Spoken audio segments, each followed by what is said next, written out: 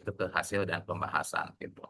Kalau misalkan kita secara prinsip metodenya sudah salah, otomatis nanti hasil pembahasannya bisa salah atau kurang tepat ya karena yang digunakan tidak bisa cukup mewakili gitu ya. Nah, apa sih yang disiapkan secara mendasar untuk dalam sebuah metode penelitian, di mana yang pertama adalah subjek gitu ya. Jadi subjeknya itu yang harus diperhatikan yang pertama, siapa subjek penelitiannya. Gitu. Oh, di dalam metode penelitian kan ada yang sifatnya objek itu sebagai yang diteliti atau si peneliti itu sebagai instrumen gitu ya. Nah ini berperan kita metode mana yang digunakan. Kalau misalkan kayak metodenya, misalkan metode kualitatif menggunakan deduksi, misalkan teori sebagai instrumennya, sehingga dia dijadikan untuk memvalidasi.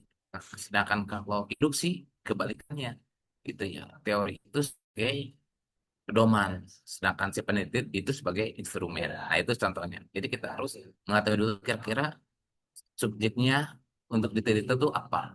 Jadi kalau rekan-rekan sekarang di sipil, misalkan di jembatan, apakah dia gedung atau apa gitu. Nah, di jalan jembatan itu atau gedung itu apa yang ditelitinya?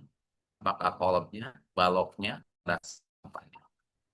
Ini harus jelas tuh. Kenapa? Karena supaya tidak menjadi bias. Nah, terutama nanti reviewer bisa menanya kemana-mana.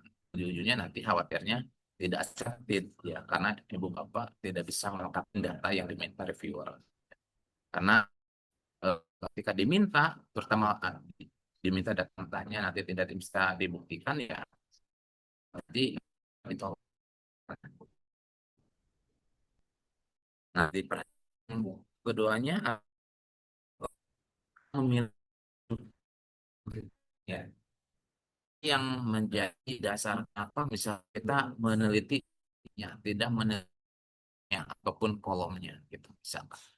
Nah, ini harus menjadi dasar. Nah, ini akan kenapa? Karena secara dasar bahwa kalau kita misalkan memilih si subjek ini ternyata pasti lihat di hasilnya itu semuanya, berarti si subjek. Berarti kita harus meneliti kembali kira-kira objek yang. Nah, ini yang menjadi PR. Jangan sampai nanti pas kita meneliti itu subjeknya eh, terlalu banyak gitu pilihannya. Nah, ini harus difokuskan dulu.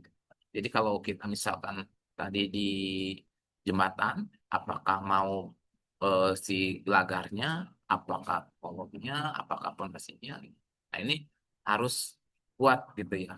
Jadi pastikan temuannya yang paling besar itu di mana. Supaya istilahnya kita ada dasarnya memilih subjek itu. Nah, selanjutnya adalah berapa banyak subjek penelitiannya. Nah, jadi kalau misalkan tadi dia ada, kalau fondasi biasanya ada tipenya gitu ya. Fondasi itu misalkan ada tipe A, B, C gitu ya. Sesuai jenis, tipe, kedalaman, dimensi, dan lain-lain. Nah, ini nanti apakah misalkan ada 5 jenis, apakah nanti 5 jenis itu akan diteliti atau cuma 3? Nah, ini dilihat dari nanti istilahnya research questionnya gitu ya. Pertanyaan penelitiannya gitu ya. Yang jadi menjadi dasar nanti sebagai basic hipotesisnya. Gitu.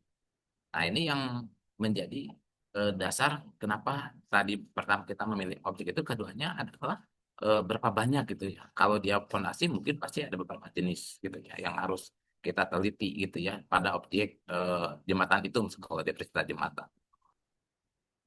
Nah, selanjutnya adalah deskriptif atau deskripsi ya gitu ya secara prinsip tentang subjeknya. Jadi didefinisikan seperti tadi yang saya sampaikan fondasinya tipe A, tipe B, tipe C gitu kan.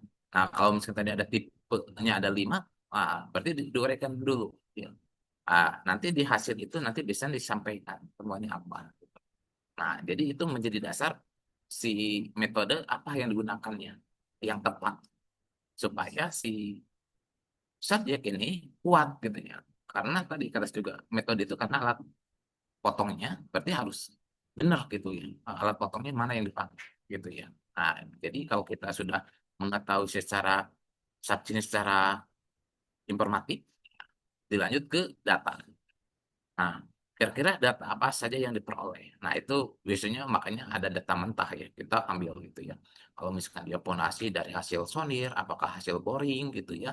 Kalau misalkan dia berkontur dari hasil geodesi, ada topografinya gitu ya, ada land gradingnya dan lain-lain gitu ya, supaya nanti mendukung gitu ya tentang kebutuhan data tanah, informasi dari si data tanah itu tersebut gitu ya. Nah, ini dikumpulkan dulu data-datanya gitu ya, secara global gitu ya. Nah, baru diolah ya. Nah, ini biasanya diolah nanti kan kalau umum biasanya Excel misalkan nanti di kantor simulasi misalkan pakai software yang apakah dia SAP ataukah dia ETABS dan lain-lain gitu ya, untuk memperlihatkan kira-kira mana yang misalnya dari hasil data yang diterima, eh, hasil sondir ataupun boring itu yang betul-betul secara riset bisa mendukung misalkan si pondasinya gitu ya. Dan kira-kira kenapa pondasi ini dipilih dan jenisnya kenapa ini gitu ya. Nah, ini hasil dari data olah ya, yaitu hasil data tanah yang diterima gitu ya. Nah, ini yang menjadi dasar kita bisa melakukan pengolahan data gitu ya.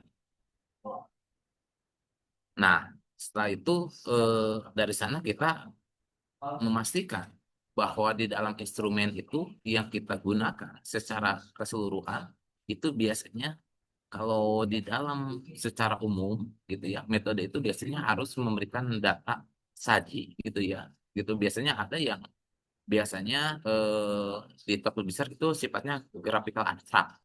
Gitu. Biasanya ada yang menyajikan dalam bentuk graphical abstrak, abstrak. Nah, ini biasanya kalau graphical abstrak ini biasanya kalau dia nanti untuk permudah flow ya. Kalau kita yang paling dasar biasanya bar chart ataupun dia flow chart gitu ya, ataupun bagan alir. Nah, biasanya kalau yang sifatnya cukup kompleks, biasanya kalau di top publisher itu biasanya dia memintanya graphical abstrak. Nah, biasanya di top publisher jasanya. Ya. Jadi kayak Editage gitu ya. Editage itu dia menyediakan jasa untuk membuat graphical abstrak gitu ya. Jadi biasanya kalau rekan-rekan tidak mampu mensimulasikan dengan baik kayak gimana ilustrasinya, nah itu biasanya ada jasanya gitu ya. iArchive dia menyediakan jasa itu.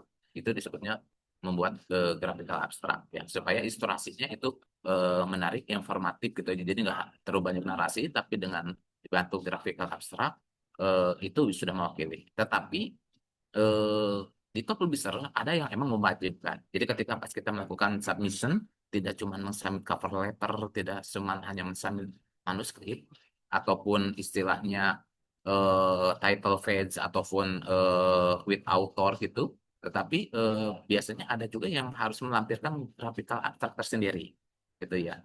Ada juga yang seperti saya sampaikan kemarin data brief menyampaikan data mentahnya gitu. Nah, itu tergantung gitu ya. Jadi tolong Ibu Bapak kalau mensubmit itu dilihat dulu apa permintaannya gitu loh. Jangan message-nya cuma cukup manuskrip ya gitu ya. Karena kalau jurnal-jurnal yang baik itu banyak mintanya ya, banyak maunya gitu ya. Karena untuk menjaga kualitas paper yang disubmit ke jurnal itu betul-betul high quality paper, paper yang bagus gitu ya. Jadi diupayakan Ibu Bapak data-datanya ready gitu ya, mumpuni gitu. Nah, di dalam pemahaman metodologi gitu ya. Nah, ini secara teori gitu ya, bahwa di dalam metodologi itu sendiri kita dikenal dengan beberapa aliran. Ada yang disebut dengan aliran positivistik atau positivism ya. Ada yang disebut dengan pragmatism atau orang biasanya eh pos positivistik gitu ya, atau orang pragmatis biasanya nyebutnya. Nah, ini aliran yang sifatnya cukup umum di Indonesia gitu ya, yang sering dipakai ya antara positivistik ya ataupun pragmatism. Ada juga yang lain seperti rasionalisme ataupun fenomenologi gitu ya. Nah, biasanya kalau orang teknik itu jatuhnya ke positivistik atau positivism. Kenapa? Karena sifatnya engineering itu masuknya ini ke dalam si scientific ya. Jadi sifatnya pasti dan terukur gitu ya. alirannya. Nah, alirannya positivistik atau positivism ini biasanya dia masuknya lebih banyak ke deduksi gitu ya, si pendekatannya gitu ya. Nah, kalau yang sifatnya dia ini pun pragmatisme ini atau sifatnya si rasionalisme ini bisa juga dia menjadi kualitatif kalau pendekatannya adalah induksi ya. Kalau induksi ini yang saya sampaikan tadi dia sifatnya adalah si teori ini dibawa ke lapangan sebagai instrumen ataupun sebagai pedoman. Sedangkan kalau deduksi, pendekatan metode deduksi ini teori dia sifatnya adalah diuji ya, diuji gitu teorinya. Nah, ini yang secara prinsip cukup umum. Nah, ada yang tengah-tengahnya, yaitu adalah abduction atau abuksi. Nah, abuksi ini sifatnya adalah yang sifatnya antara positivistik dengan rasionalisme dan fenomenologi gitu ya. Nah, ini biasanya kalau di dalam prakteknya dia menggabungkan antara kualitatif dengan pendekatan numerik ya. Contohnya menggunakan SEM, PLS gitu ya. Terus menggunakan SPSS gitu yang sifatnya dia eh, numeriknya tapi bukan sebagai positivistik ataupun deduksi ya yang kayak orang-orang saintifik gitu ya yang pasti gitu karena kalau kesini ini ilmunya ilmu pasti gitu ya atau disebutnya tadi ya positivistik gitu ya engineering itu. Nah, kalau dia lari ke sini ini jatuhnya udah sifatnya rasionalisme atau fenomenologi. Nah, makanya di sini ada pembagian ya. Di tengah ini dia larinya ke sini ya gitu ya. Dari multi metode gitu ya kuantitatif dengan mono metode kualitatif gitu. Jadi ini larinya ke sini gitu ya. Nah, sedangkan kalau dia yang sifatnya si alirannya abuksi atau dia ke arah rasionalisme atau fenomenologi ini. Jadi dia dari multi kualitatif ke mix metodenya yang simple. Ya karena dia larinya ya tadi dia masuknya etnografi. Etnografi itu dari budaya gitu ya larinya. Ada yang action research, jadi dia lebih ke arah basic lapangan. Ada yang grounded theory, jadi ini turunan dari beberapa teori gitu ya dikembangkan. Jadi dia gabungan nanti biasanya diabstraksikan gitu ya. Nah, ada yang sifatnya naratif gitu ya. Jadi kayak deskriptif sifatnya. Nah, sedangkan kalau yang sifatnya ke arah kuantitatif dia studi kasus ya, terus archival research gitu ya, survei, eksperimen gitu. Ini masuknya ke data yang sifatnya positivistik atau ke arah kuantitatif deduksi, ya, sifatnya ke arah pengujian. Gitu.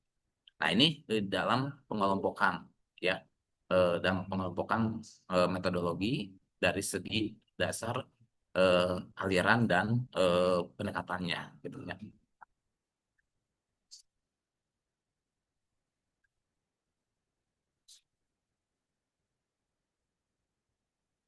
Nah, peta ragam metodologi ya dari yang tadi gitu ya, ini dibagi saya coba bagikan ada tiga. Pertama adalah metodologi penelitian secara luring, yang kedua adalah metode penelitian secara daring, yang ketiga adalah metodologi aid ya. Nah, di dalam metode luring artinya tuh orangnya atau penelitinya wajib hadir gitu ya. Nah, ini biasanya datanya kuantitatif, kualitatif, dan campuran. Nah, di dalam kuantitatif ini ada pendekatan deduksi atau deduktif kuantitatif, ada pendekatan induksi kuantitatif, ada pendekatan abuksi kuantitatif. Nah, sedangkan dari kualitatif, ini pendekatannya induksi kualitatif gitu ya. Ada pendekatan deskriptif atau deskripsi, ada yang pendekatannya abuksi. Nah, baru ke campuran. Nah, dari gambarannya seperti apa gitu ya pendekatan deduksi kuantitatif. Ini pendekatannya berasal tadi yang sampaikan itu dari teori. Jadi teori itu sebagai alat uji gitu ya, sebagai alat uji apakah valid atau tidak gitu. Maka kalau di dalam metode deduksi pastikan ibu bapak mendapatkan teori yang terakhir dalam kategori yang terbaru gitu loh ya, yang terbaru. Itu wajib. Kenapa? Karena deduksi itu menguji teori. Misalkan teori A di tahun 90, tiba-tiba ada yang mematahkan di tahun 2000 gitu ya. Pertama, tahun 90 teori A itu dia mempunyai 10 instrumen misalkan. Nah, ketika 2000-an ada yang menemukan dan memetakan menjadi nambah dua. menjadi 12 instrumen misalkan. Nah, itu yang dipakai kalau di deduksi. Makanya kalau deduksi itu wajib teori yang terbaru gitu yang dipakainya gitu. Karena itu yang menjadi pegangan dan kunci utamanya teori yang dipakainya benar gitu loh. Itu kalau deduksi itu. Jadi kalau teori salah, udah fatal kalau deduksi karena dia sifatnya positivistik gitu. Jadi dia saintifik banget gitu. Jadi diupayakan ibu bapak bisa memastikan bahwa teori yang dipakai itu adalah teori yang benar-benar yang terbarukan di bidang itu. Nah, mungkin kalau saya kasih gambaran ya gitu ya untuk bidang sipil gitu ya. Jadi semakin besar penampang balok beton gitu ya, maka akan semakin tinggi kapasitas untuk menahan lentur. Nah, hipotesisnya misalkan balok ini 40 cm kapasitas lentur gitu ya. Terus pengujiannya. Nah, ini pengujiannya lab gitu ya. Nah, jadi deduksi yang diujikannya adalah tadi menghubungkan antara teori gitu ya. Berarti teorinya yang berhubungan dengan kuat tekan gitu misalkan gitu. Nah, nanti dipastikan dengan hipotesisnya. Karena kalau cirinya dia menggunakan metode kualitatif deduksi, dia ada hipotesis gitu. Ada hipotesisnya. Kan hipotesis itu kan praduga, praduga awal ya. Nah, tetapi ada satu lagi namanya hipotesis kerja. Apa itu hipotesis kerja? Kalau hipotesis kerja itu menggunakan metodenya itu adalah metode induksi yang beraliran rasionalisme, di mana teori dibawa ke lapangan, lalu sebagai instrumen ataupun sebagai pedoman, dan di sana dicari kira-kira hipotesisnya apa, gitu. Kalau deduksi nggak harus ke lapangan pun bisa ditentukan, gitu. Karena dia basicnya adalah menguji teori saja gitu. Makanya kalau deduksi itu hipotesisnya udah bisa ditentukan gitu di awal. Tapi kalau hipotesis kerja itu nggak bisa. Hipotesis kerja itu harus ditentukannya di lapangan. Jadi tiba-tiba di lapangan, oh perkiraan saya ini eh, dimensinya gitu loh. Nah, itu berarti menggunakan metodenya induksiisme alirannya. Jadi si peneliti sebagai instrumen, si teorinya sebagai pedoman gitu ya. Nah, sedang si kerjanya asumsi gitu ya praduga bahwa dimensi itu berpengaruh. Nah, jadi hipotesis sifatnya deduksi. Jadi, hipotesisnya ditentukan di awal gitu ya. Nah, kalau hipotesis kerja itu ditentukannya setelah di lapangan. Nah, baru nanti data numerik dan kesimpulan ya. Nah, ini contoh menggunakan metode untuk sifatnya deduksi kuantitatif gitu ya. Nah, selanjutnya adalah metode induktif atau induksi gitu ya. Nah, kalau ini sifatnya empiris ya. Jadi ini karena tadi saya sampaikan si peneliti ini sebagai instrumen ya. Jadi itu kurang penting gitu. Dia akan si kualitatifnya. Makanya wajib hadir gitu ya karena dia bisa tadi sebutkan hipotesis kerja gitu. Jadi dia bisa menentukan hipotesisnya di lapangan gitu ya. Nah, secara prinsip ini akan memberikan gambaran kira-kira ini permasalahannya apa. Nah, ini bisa ditemukan di lapangan ya. Gitu. Nah, ini sangat penting kenapa? Karena kalau metode induksi kualitatif ini si peneliti wajib ada di lapangan dan wajib melakukan data primernya langsung di lapangan. Karena dia ngambil data empirisnya langsung. Makanya dia dikasih kekhususan yaitu hipotesis kerja. Kita menentukan hipotesis langsung di lapangan dengan deduksi atau deduktif. Dia bisa di awal menentukan hipotesisnya. Ya. Nah, misalkan contoh ya tentang kekuatan beton dengan variasi kadar air gitu ya. Jadi peneliti membuat beberapa sampel beton dengan kadar air berbeda. Misalkan kedua dilakukan uji kuat tekan, hasilnya berupa gitu ya. Nah, terus data kuantitatifnya ditemukan tentang pola. Misalkan semakin tinggi kadar air, maka kuat tekan cenderung gitu ya akan menjadikan si eh, kadar air itu menurun gitu ya. Nah, baru kesimpulannya ditarik bahwa ada hubungannya negatif antara kadar air dengan kuat tekan beton. Nah, jadi kalau secara pendekatan induktifnya bahwa mengamati data gitu ya. Jadi si datanya diamati. Jadi dia pakai alat ukur gitu ya. Itu kan kalau kayak kita melihat muka air sungai kan itu ada alat ukurnya gitu ya. Gitu untuk melihat dia naik atau tidaknya gitu. Nah, baru menemukan polanya gitu ya. Polanya apa gitu ya. Nah, baru menyusun kesimpulan umumnya. Nah, misalkan contohnya lagi misalkan contoh uji kuat tekan beton tadi ya, baru dianalisis datanya, baru digeneralisasi ya hubungan kadar air dengan kekuatan beton. Nah, baru nanti ketahuan kira-kira apa yang menjadi masalah. Nah, itu contoh melakukan metode induktif atau induksi kualitas. Jadi kalau semakin eh, kita banyak data di lapangan, banyak berkecimpung, itu akan semakin kuat kalau menggunakan induktif karena si instrumennya sendiri itu adalah peneliti, sedangkan si teori cuma jadi pedoman gitu ya. Sehingga dia mampu untuk merumuskan hipotesis, yaitu disebutnya hipotesis kerja ya, karena dia dibuat di lapangan langsung. Nah, selanjutnya adalah metode gitu ya. Biasanya ini dugaan paling masuk akal gitu ya yang sifatnya secara prinsip secara aturan gitu ya. Wah, metode ini dia penggabungan ya induktif dan deduktif ya. Karena dia secara prinsip datanya itu adalah induksi ya mengeneralisasi gitu ya. Sedangkan untuk deduksinya sendiri adalah aturan yaitu aturan itu dalam kategori teori gitu ya, teori yang dipakai gitu ya. Sedangkan kalau induksi ini tuh data data lapangan karena kalau induksi itu dia empiris ya, empiris sifatnya gitu, jadi harus dia di lapangan gitu. Nah, baru nanti bisa tercipta hipotesis yang baik gitu ya, kalau dia abusi. Karena abusi itu bisa menggunakan hipotesis atau tidak karena dia gabungan dari induktif dan deduktif gitu ya. Nah, misalkan contohnya juga, misalkan tadi ya, studi retak beton pada jembatan, misalkan.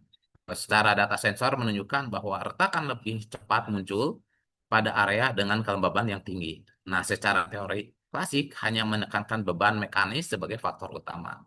Nah, sedangkan dengan menggunakan metode pendekatan metode abuksi, bahwa penelitian mengajukan hipotesis baru, yaitu kombinasi beban mekanis plus siklus kelembaban yang mempercepat retakan. Nah, jadi hipotesis ini untuk menguji model statistiknya atau simulasi numeriknya. Nah, ini sebagai dasar dalam pendekatan abuksi untuk melakukan penelitian kuantitatif di misalkan gitu ya. Nah, selanjutnya adalah metode deskripsi ya. Nah, metode deskripsi sendiri adalah dia sifatnya adalah lebih menggambarkan gitu ya. Jadi dia lebih mendeskripsikan karena dia secara fenomena ataupun kondisi dia non kak.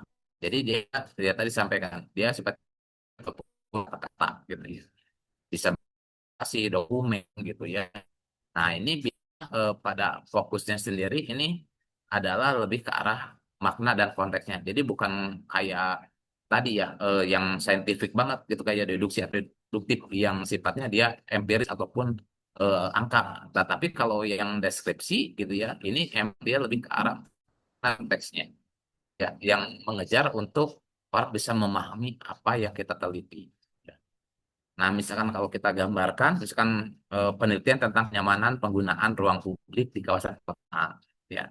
Nah, mungkin kalau deskripsi, deskriptif itu cukup banyak mungkin ya, karena orang lebih agak mudah ya, mungkin pengalaman secara lingkungan ataupun secara sosial gitu ya, berbeda dengan yang sifatnya saintifik, yang dia harus nge-lab gitu ya, harus mengambil data dan uji, dan lain-lain, mungkin itu berbeda gitu ya. Tapi kalau deskripsi orang juga banyak yang pakai ya. Tetapi saya mengasih ulasan saja ya untuk di bidang teknik ini pun kita bisa menggunakan itu gitu ya. Eh, Misalkan tadi ya melakukan wawancara yang mendalam gitu ya, terus data berupa narasi gitu ya. Jadi misalkan ini terasa teduh karena banyak pohon gitu ya. Misalkan atau cara suasananya nyaman, terus sejuk dan lain-lain. Nah, itu bisa gitu ya. Kalau dia berbentuk pendekatannya adalah deskripsi atau deskriptif gitu ya. karena cukup bernarasi gitu ya. Nah, ini biasanya yang sifatnya tadi kita meneliti secara lingkungannya. Karena kalau yang sifatnya engineering, eksak gitu ya pasti dia kuantitatif gitu ya. Yang murni betul-betul positivistik ataupun diuji ataupun uji cobakan gitu ya. Tapi kalau yang sifatnya deskriptif ataupun deskriptif itu kita bernarasi, tetapi secara prinsip kita lebih fokus kepada makna, konteks, dan pemahaman bahwa apa yang kita teliti ini betul-betul bisa memberikan hasanah ataupun horizon keilmuan di dalam bidangnya gitu. Tapi dalam bentuk narasi gitu ya. Jadi sebetulnya ini mungkin lebih banyak ke teman-teman yang eh, versi kayak teknik tapi ke arah planologi gitu misalkan gitu ya. Karena biasanya planologi lebih banyak bernarasi. Nah, secara prinsip untuk metode deskripsi atau deskriptif itu dia menangkap realitas gitu ya secara sosial dan pengalaman manusia. Jadi biasanya tadi dia akan sifatnya lebih banyak ke lapangan dan memperhatikan lingkungan sekitar, dia akan mencatat, dia mendokumentasikan gitu ya. Dan kira-kira nanti apa sih yang akan dituangkan dan kira-kira problemnya apa, permasalahannya. Terus bagaimana solusinya, terus peneliti sebelumnya seperti apa. Nah, itu dia akan memperhatikan seperti itu, gitu ya. Kalau dia menggunakan metode pendekatannya adalah deskripsi atau deskriptif.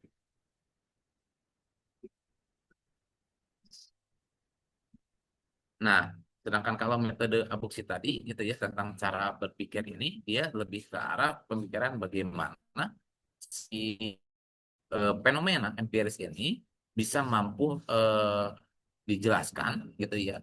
Tetapi secara prinsip dia tidak begitu menentang terhadap apa yang ada di deduksi gitu ya. Kenapa? Karena abuksi itu gabungan antara deduktif dan induksi gitu ya. Antara yang positivistik sama positivistik gitu ya. Nah, tadi kalau dia di abuksi itu si teori gitu ya sebagai datanya, sedangkan si data digeneralisasi itu menjadi induksi gitu ya.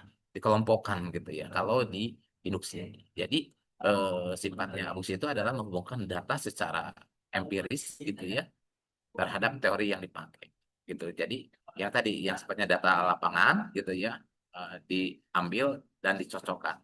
Jadi kayak sifatnya metode kita eh, uji gitu gitu. Nah, kalau induk kan teori dua. Nah, kalau sekarang jadi dibalik kalau abuksi itu yang ada yang di lapangan itu akan dijadikan sebagai data empirisnya untuk diuji gitu. Nah, itu abuksi gitu ya. Karena abuksi itu sifatnya penggabungan dari dua pendekatan gitu ya. Nah, contoh misalkan perilaku masyarakat terhadap bangunan penahan banjir gitu ya. Jadi fenomena empirisnya warga tetap membangun rumah di daerah rawan banjir meskipun ada yang sifatnya lingkungannya itu terganggu gitu ya. Ataupun tanggulnya bermasalah. Nah, sedangkan pernyataan abuktifnya, mengapa perlu ini terjadi pada secara teknis tanggul gitu ya? Apakah ini bisa menyebabkan aman atau tidak gitu ya?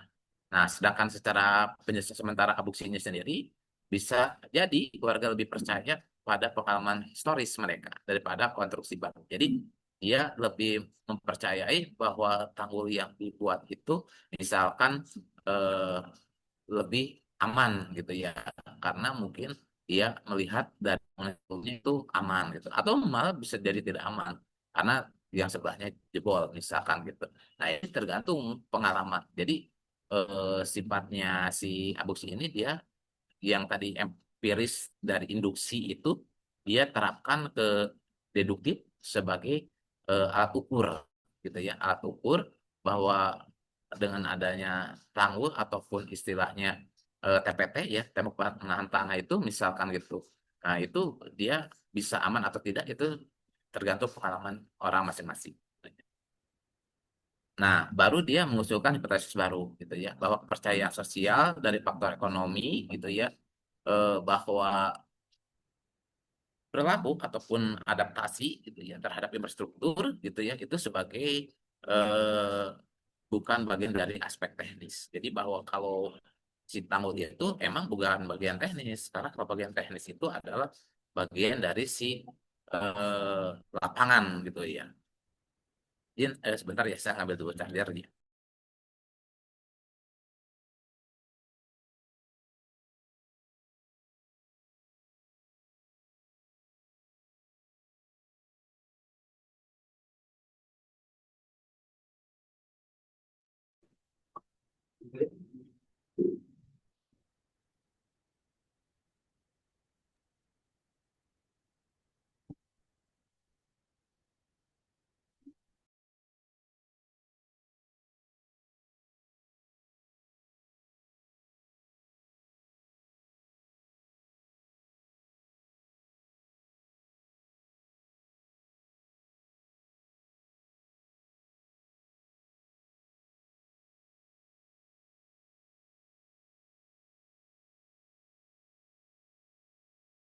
Jadi di dalam pendekatan abuksi sendiri ini tadi saya sampaikan itu adalah penggabungan ya, penggabungan antara induksi dan deduksi gitu ya, atau induktif dan deduktif gitu ya.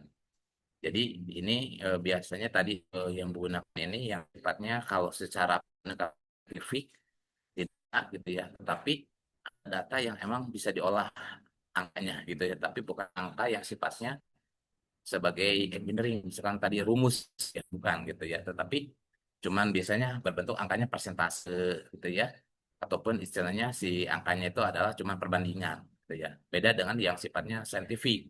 Misalkan dia menggunakan rumus apa gitu ya, atau istilahnya perhitungan apa gitu, bukan gitu. Nah, ini bisa menggunakan abuksi. Gitu ya. Kalau misalkan mau teori, tapi mau ada sedikit hitungannya gitu, ya. Tapi bukan hitungan tentang rumus gitu ya.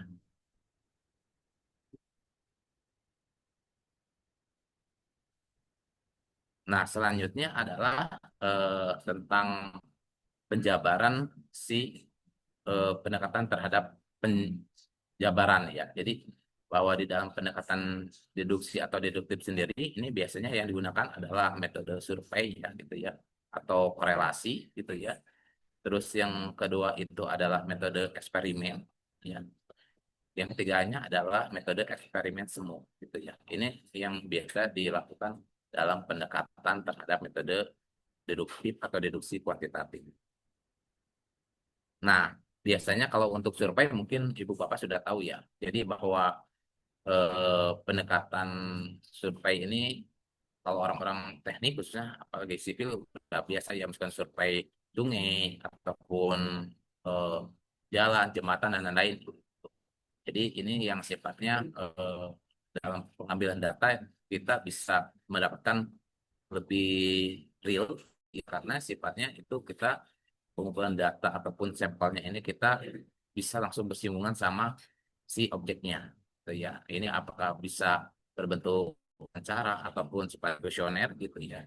Nah, ini kita bisa melihat secara langsung mulai dari perilaku gitu ya, pendapat ataupun kondisi karena sifatnya langsung ya. Namanya juga survei gitu ya. Kita terjun langsung gitu ya. Gitu. Berbeda kalau yang sifatnya mungkin survei versi social science ya, yang mungkin dia berbasis cuman Google Form gitu ya gitu. Nah, kalau teknik biasanya agak jarang seperti itu karena dia harus mengetahui lingkungan ya, gitu. Kayak saya pun arsitek gitu ya. Tiap proyek ya pasti harus ke lapangan ya. Ya itu satunya adalah mendapatkan datanya, data primernya ya. Kalau sekunder masih mungkin masih gampang ya. Kalau sekunder, tapi kalau primer kan kita harus datang ke lapangan, tahu lokasi, terus tahu lingkungan, terus secara prinsip kita juga tahu si klien mau apa dan lain gitu ya. Nah, itu eh, sangat penting ya metode survei bagi menggunakan metode deduksi ya, karena dia akan membandingkan nanti dengan teori yang dipakai untuk diujinya. Nah, kalau korelasi ya udah pasti dia adalah keterkaitan ya, hubungan gitu ya antara variabel satu dan variabel. Jadi misalnya misalkan antara tingkat kepadatan lalu lintas gitu ya dengan tingkat kerusakan jalan gitu ya. Ini makanya kan kalau di proyek biasanya ada amdalalin gitu ya. Kalau yang tingkat trafficnya tinggi gitu ya. Misalkan kayak saya waktu itu merencanakan rumah sakit ya di Surabaya. Itu karena dia ada di lokasi Tanjung Perak, itu dilakukan kajian amdalalin. Amdalalin itu untuk penanganan mobil ambulan gitu ya. Gimana mobil ambulan itu bisa mudah pencapaian ke lokasi tapaknya. Nah ini eh, kita harus survei kan, gitu kan, tingkat trafficnya dan lain-lainnya gitu ya. Sehingga kita bisa menentukan sejauh mana gitu ya si eh, jalan ini lebarnya dan lain-lainnya. Nah, di dalam penelitian sifatnya korelasi ini kita bisa melihat hubungannya. Apakah betul-betul eh, cukup atau harus ada diperlebar atau alur seperti apa. Nah, itu contoh kita melihat korelasi ya, hubungan antara si variabel satu dan variabel lainnya. Nah, selanjutnya eksperimen. Mungkin kalau eksperimen, nah teknik ya sudah biasa ya, gitu ya, nge-lab ataupun sifatnya menguji ya, gitu ya. Ah, jadi eksperimen ini yang kategori cukup sering ya, gitu ya, untuk teknik gitu. Makanya teknik ini sebutnya tadi positivistik ya, karena dia scientific gitu ya. Jadi udah jelas pakemnya gitu loh. Ya. Jadi kalau secara gambaran mungkin kita tadi dengan kita melakukan uji gitu ya, terus dengan perhitungan yang sesuai dengan formula yang sudah sesuai dan lain-lain, ternyata aman ya udah aman gitu loh. Ya gitu ya. Kalau disiplin sekarang safety faktornya sudah masuk ya udah gitu. Nah itu jadi itu yang menentukan bahwa eksperimen itu berhasil atau tidak. Nah ini biasanya kalau eksperimen jatuhnya bisa ke arah lab, simulasi dan lain-lain. Tetapi ingat, variabel itu bukan standar gitu ya. Variabel itu bukan standar gitu. Jadi kalau misalnya kita pakai SNI, ASTM dan lain-lain itu standar, bukan variabel. Karena kalau variabel itu harus datangnya dari teori ya. Variabel itu harus datangnya dari teori gitu, bukan dari standar. Karena kalau standar itu tidak bisa disamaratakan dan bisa dipakai secara internasional. Ya, contohnya SNI kan tidak bisa dipakai gitu ya di luar. Tapi kalau variabel itu bisa dipakai, misalkan teori A itu kan yang pakai seluruh dunia gitu ya. Gitu. Nah, jadi harus bedakan ya, antara variabel dengan standar. Jadi kalau variabel itu bukan standar.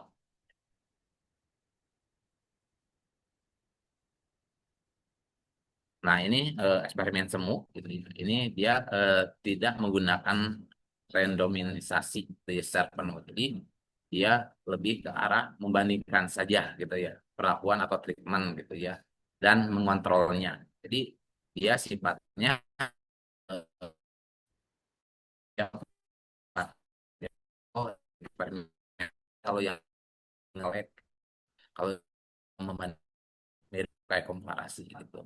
Tapi mengelompok gitu ya. Jadi mengelompokkan gitu ya, dengan membagikan gitu ya, kelompok A, kelompok B, kelompok C gitu, perilakunya kita mudah melihat gitu ya, perilaku A terhadap perilaku B gitu ya, dan perilaku C gitu. Nah, ini bisa kelihatan gitu ya. Misalkan ruas jalan A, ruas jalan B, ruas jalan C misalkan. Nah, ini bisa melihat. Nah, dengan menggunakan eksperimen semua ini kita bisa memahami sejauh mana gitu ya, perbandingannya gitu, perbedaannya gitu ya. Nah, ini contoh terhadap penggunaan eksperimen semu. Jadi mirip kayak tadi ya, kita menggunakan komparasi. Nah, selanjutnya adalah pendekatan induksi atau abuksi ya. Nah, jadi kalau pendekatan induksi ini metodenya metode explorative factorial analysis ya. Jadi exploratory analysis ini dia lebih ke arah pendekatannya dieksplor semua instrumennya secara keseluruhan gitu ya. Nah, sedangkan kalau yang bagus itu tadi saya sampaikan dia dibantu dengan software yang sifatnya eh, sosial atau saintis ya gitu. Jadi misalkan SEM atau PLS gitu ya untuk melakukan penerjemahannya. Tetapi biasanya dia pendekatannya lebih ke arah tadi penggabungan induksi dan induktif kalau dia penggunaan di abuksi gitu ya.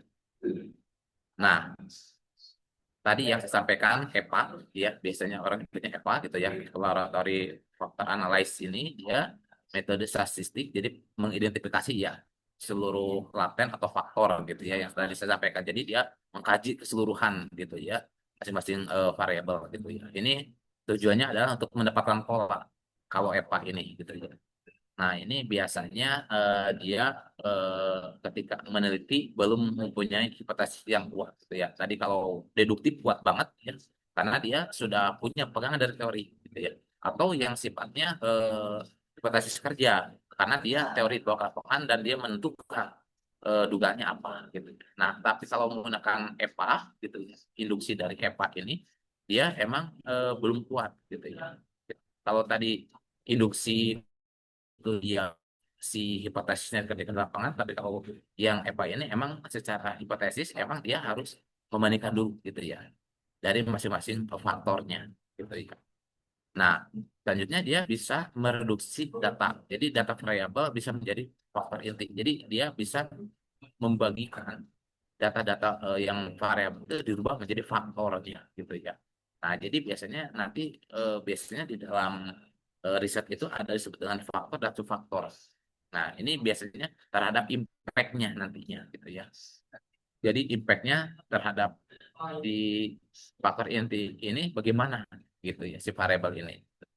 Nah, biasanya kan kalau kita meneliti kan dikenal dengan variabel terikat ya sama variabel bebas gitu loh atau tidak terikat gitu ya. Nah, ini yang biasanya kita terkenal kan dua variabel itu ya gitu.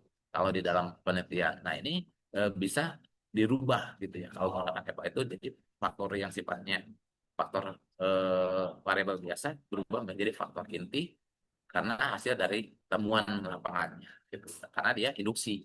Karena juga kalau induksi itu si peneliti menjadi instrumen dan dia ada di lapangan gitu ya. Dan teorinya itu dijadikan sebagai pegangan ataupun pedoman gitu ya, ataupun menjadi bagian alat bantu si peneliti ini dalam meneliti objeknya. Nah, itu EPA ya dari sifatnya induksi ataupun induktif gitu ya.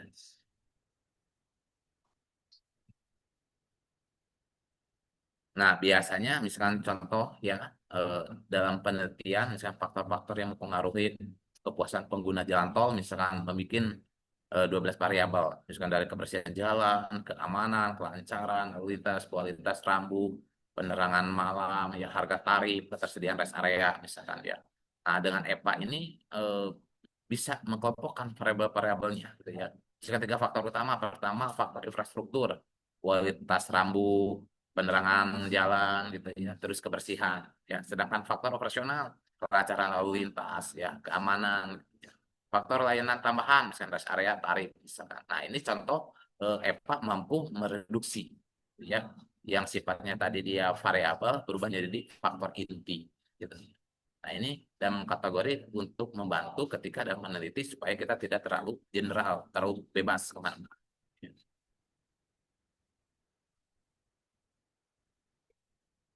Nah, selanjutnya adalah metode eh, kualitatif ya. Jadi pendekatan eh, kualitatif sendiri ini ada pendekatan induksi kualitatif. Ini biasanya menggunakan metodenya itu adalah fenomenologi ya, metode grounded theory ya, ada metode etnografi gitu ya. Nah, sedangkan kalau pendekatan aduksi kualitatif ini biasanya menstudi kasus ya, biasanya menggunakan teorinya itu adalah teori dari Kayin ya. Kayin ini metode yang sering dipakai di Indonesia ya. Dan kalau Ibu Bapak menggunakan teori studi kasus wajib menyebutkan menggunakan paham siapa ya. Ada Kayin sama dengan Creswell ya gitu ya. Nah, jadi pakai yang mana gitu ya pendekatannya. Cuman di Indonesia banyaknya menggunakan Robert Kayin ya, yang dipakai dalam studi kasus metodenya. Terus pendekatan deskripsi ini biasanya menggunakan deskriptif kualitatif atau teori driven. Ya. Nah, di dalam pendekatan data campuran ini biasanya mix method ya gitu ya. Ini mix method ini biasanya apabila kita merasa tidak cukup ya dengan satu pendekatan atau satu metode, sehingga kita menggunakan mix method, metode gabungan. Gitu ya. Ini kalau rekan-rekan merasa temuannya banyak gitu ya, dan kalau cuma satu metode sayang atau nggak bisa tertangani sehingga perlu menggunakan mixed method ya silakan karena ini bagian dari rekan-rekan untuk meningkatkan kualitas penelitiannya. Nah, metodologi daring, nah ini udah karena waktu zaman COVID 2020 sampai 2022 ya, karena 2020, 2021, 2022 itu kan COVID dan sifatnya online, PPKM. Nah, metode daring ini sangat apa ya, laku dan paling tepat gitu ya. Yaitu yang pertama SLR ya. Mungkin SLR orang udah sering ya. Systematic Learner Review ini udah sering. Nah, yang cukup agak jarang dua ini ya. Jadi zaman COVID ini dua ini kategori cukup laku digunakannya gitu, social network analysis atau SNI ya, sama dengan big data analysis ya atau BDA Gak ya dengar ini. gitu. Pupung Jadi ke mata. dua Jangan media gitu ya. Ada yang ya banyak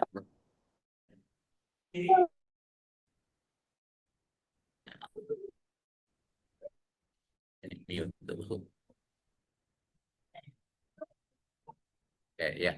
Jadi dua metode yang selain SLR ini kategori cukup laku ya di zaman COVID. Social Network Analysis ya NSI ya sama dengan Big Data Analytics atau BDA ini dua metode ini sama. Kalau SLR mungkin sebelum COVID udah ada ya. Dan malah kalau kita lihat SLR itu sekarang udah jarang dipakai. Kenapa? Karena jurnal COVID tidak menerima SLR. Ya, karena udah terlalu banyak gitu. Dan kebanyakan juga yang melakukan SLR itu satu, kenapa sih sekarang nggak diterima di jurnal Scopus? Satu, biasanya autor itu sangat minim datanya dalam kategori referensinya. Saya sendiri kalau mereview artikel ya seperti SLR, saya pertama kali yang saya cek itu adalah referensinya. Kalau referensinya kurang dari 100 saya reject gitu. Itu satu. Yang kedua adalah dia mengambil data berapa tahun. Kalau itu ada sebab di reject. Saya kan dan ini diupayakan dari jurnal atas, terutama Scopus dan Web of Science. Ya, dua database itu, gitu ya. Nah, itu masih bisa dipertimbangkan. Tapi selebihnya dari itu di reject, tidak diterima di jurnal Scopus. Gitu. Dan itu saya alamin kemarin dampingi beberapa orang, dia masih tetap pengen menggunakan SLR. Karena ini pasti di reject, gitu ya. Cuma nggak percaya, ya. Akhirnya ya sudah, pasarnya betul di reject atas dua bener karena ini udah nggak kuat gitu SLR-nya. Kata saya udah ganti restart artikel aja, ganti restart artikel, submit dalam waktu 3 sampai 4 minggu langsung masuk proses review. Itu harus pilih ya gitu. Jadi tidak cuma komparasi data kita merasa kami. Jadi harus ada ya karena sudah terlalu banyak itu di jurnal Scopus. Tapi kalau jurnal non Scopus masih oke. Tapi kalau Scopus gitu atau PUAS jadi. Nah baru sosial SNI ini ke konten analisis ya konten analisis. Jadi konten analisis ini dia sifatnya adalah eh, misalkan contohnya dari hasil review misalkan dari salah satu objek bangunan gitu ya tentang pengunjungnya eh, mulai dari makanan dan lain-lain gitu ya kita meneliti itu diambil dari cuman modal konten analis gitu ya dari sifatnya digital Google review atau apa nah itu boleh ya itu biasanya orang-orang asosiasi yang pakai itu ya. Kita pun bisa kalau kita ingin meneliti tentang behavior budaya ya atau perilaku gitu ya boleh silakan gitu. Nah, baru analytics ya. Ini yang akan populer ya. Dari sekarang sampai ke masa yang akan depan ini kategori ini riset yang akan kategori menjadi apa ya future ya untuk futuristik ke depan gitu. Termasuk di UGM ini baru dibuka prodi ini ya. Kalau nggak salah baru beberapa tahun ke belakang di UGM ini baru dibuka prodi ini. Dan ini di bawah naungan kalau nggak salah di sosial atau di kedokteran gitu loh si prodi ini tuh ya big data analytics ini gitu ya nah itu bagian perkembangan keilmuan dan teknologi dan alam ya. Kalau big data analytics dan ini kategori apa ya eh, metode yang bakal berkembang pesat ya karena sekarang digital itu menjadi populer banget ya gitu. Nah ini bisa menjadi bahan pertimbangan ibu bapak dalam melakukan penelitian ya. Kira-kira mana gitu kalau menggunakan sistem daring gitu ya. Karena ini semuanya digital gitu ya. Mulai dari SLR, SNI gitu ya, terus BDI semuanya online.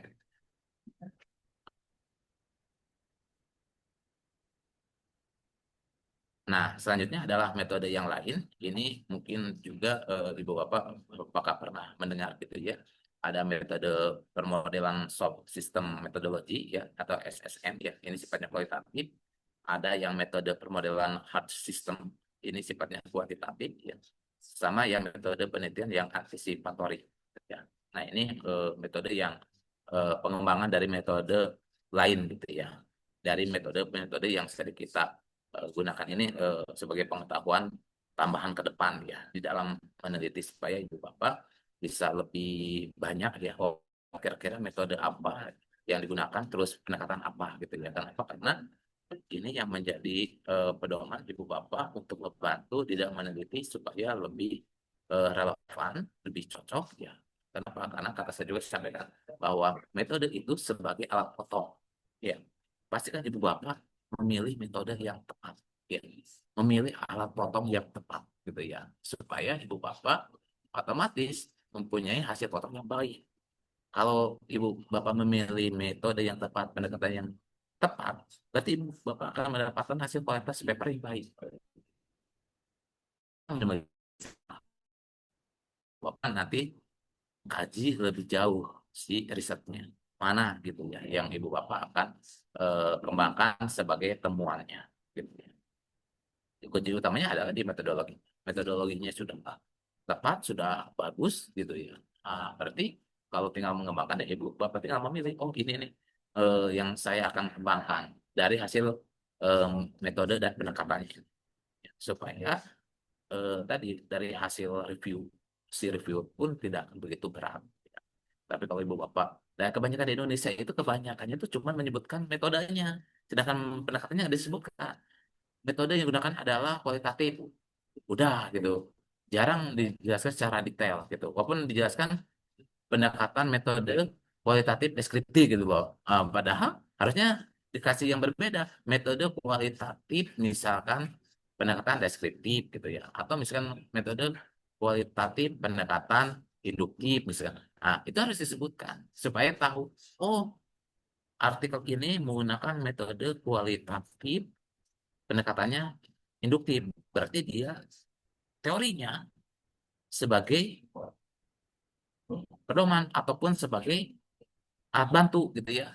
Nah, nanti pasti reviewer itu akan mencari teori mana yang digunakan. Benar nggak terus di dalam menelitinya itu menggunakan itu loh. Induktif teori itu katanya. Enggak antara di aspek oh benar dia dia sebagai kacamatanya si teori itu. Nah, itu berarti betul. Pendekatan metode kualitatif pendekatannya adalah induktif gitu ya. Gitu. Jadi metodenya sudah tepat, misalkan kualitatif pendekatannya sudah bagus menggunakan induktif, teori yang dipakai sudah tepat, tahapannya dijadikan sebagai kacamata, sebagai pedoman itu juga tepat. Nah, itu otomatis akan eh, ya reviewer nggak begitu banyak nah, maksudnya temuan itu gitu ya. Kan betul ya. Baik. Kalau metodenya sudah tapi kalau misalkan metode yang digunakan adalah metode deskriptif, misalkan deskriptif, tapi tidak disebutkan pendekatannya gitu. Padahal kan di metode kualitatif pendekatannya nah, pas dilihat lebih ke arah ini untuk mengarahkan kan jadi satu ya, yang satu mencari makna gitu ya, pemahaman gitu ya. Tiba-tiba dia yang ditekankan. Padahal teori itu kan antara deduktif atau induktif sifat penggunaannya. Gitu. Nah, di kita masih kebanyakan masih bingung. bingung gitu cara menggunakannya itu dan cara membedakannya gitu loh. Jadi orang masih kebanyakan yang paham itu metode itu adalah metode kualitatif, kuantitatif, mixed method. Udah, pendekatannya rata-rata kebanyakan nggak tahu. Dan itu pun kebanyakannya statusnya cuma narasi. Pendekatan kualitatif adalah bla bla bla bla gitu loh. Ya, bukan bagaimana dia menjabarkan gitu supaya dia bisa em, dari hasil caranya dia mampu mendapat temuan, olah data gitu ya. Menerapkannya terhadap hasil pembahasan seperti apa gitu di metode itu ya gitu. Nah, itu kebanyakan saya lihat masih ya sekilas gitu, gitu. Beda dengan kalau tadi yang daring ya, konten analis gitu ya. Kalau konten analisis itu dia kan cuma SLE, apa SNI, DBA, itu kan dia tidak akan menjabar terlalu jauh karena dia sifatnya adalah digital gitu dan sifatnya datanya juga emang data yang sudah tersedia. Beda kalau yang sifatnya riset artikel gitu. Kalau riset artikel itu kan tadi dia luring gitu. Nah, luring itu yang harus diperhatikan. Apakah dia kualitatif, apa dia kuantitatif, ataupun mixed method. Yang sifatnya luring.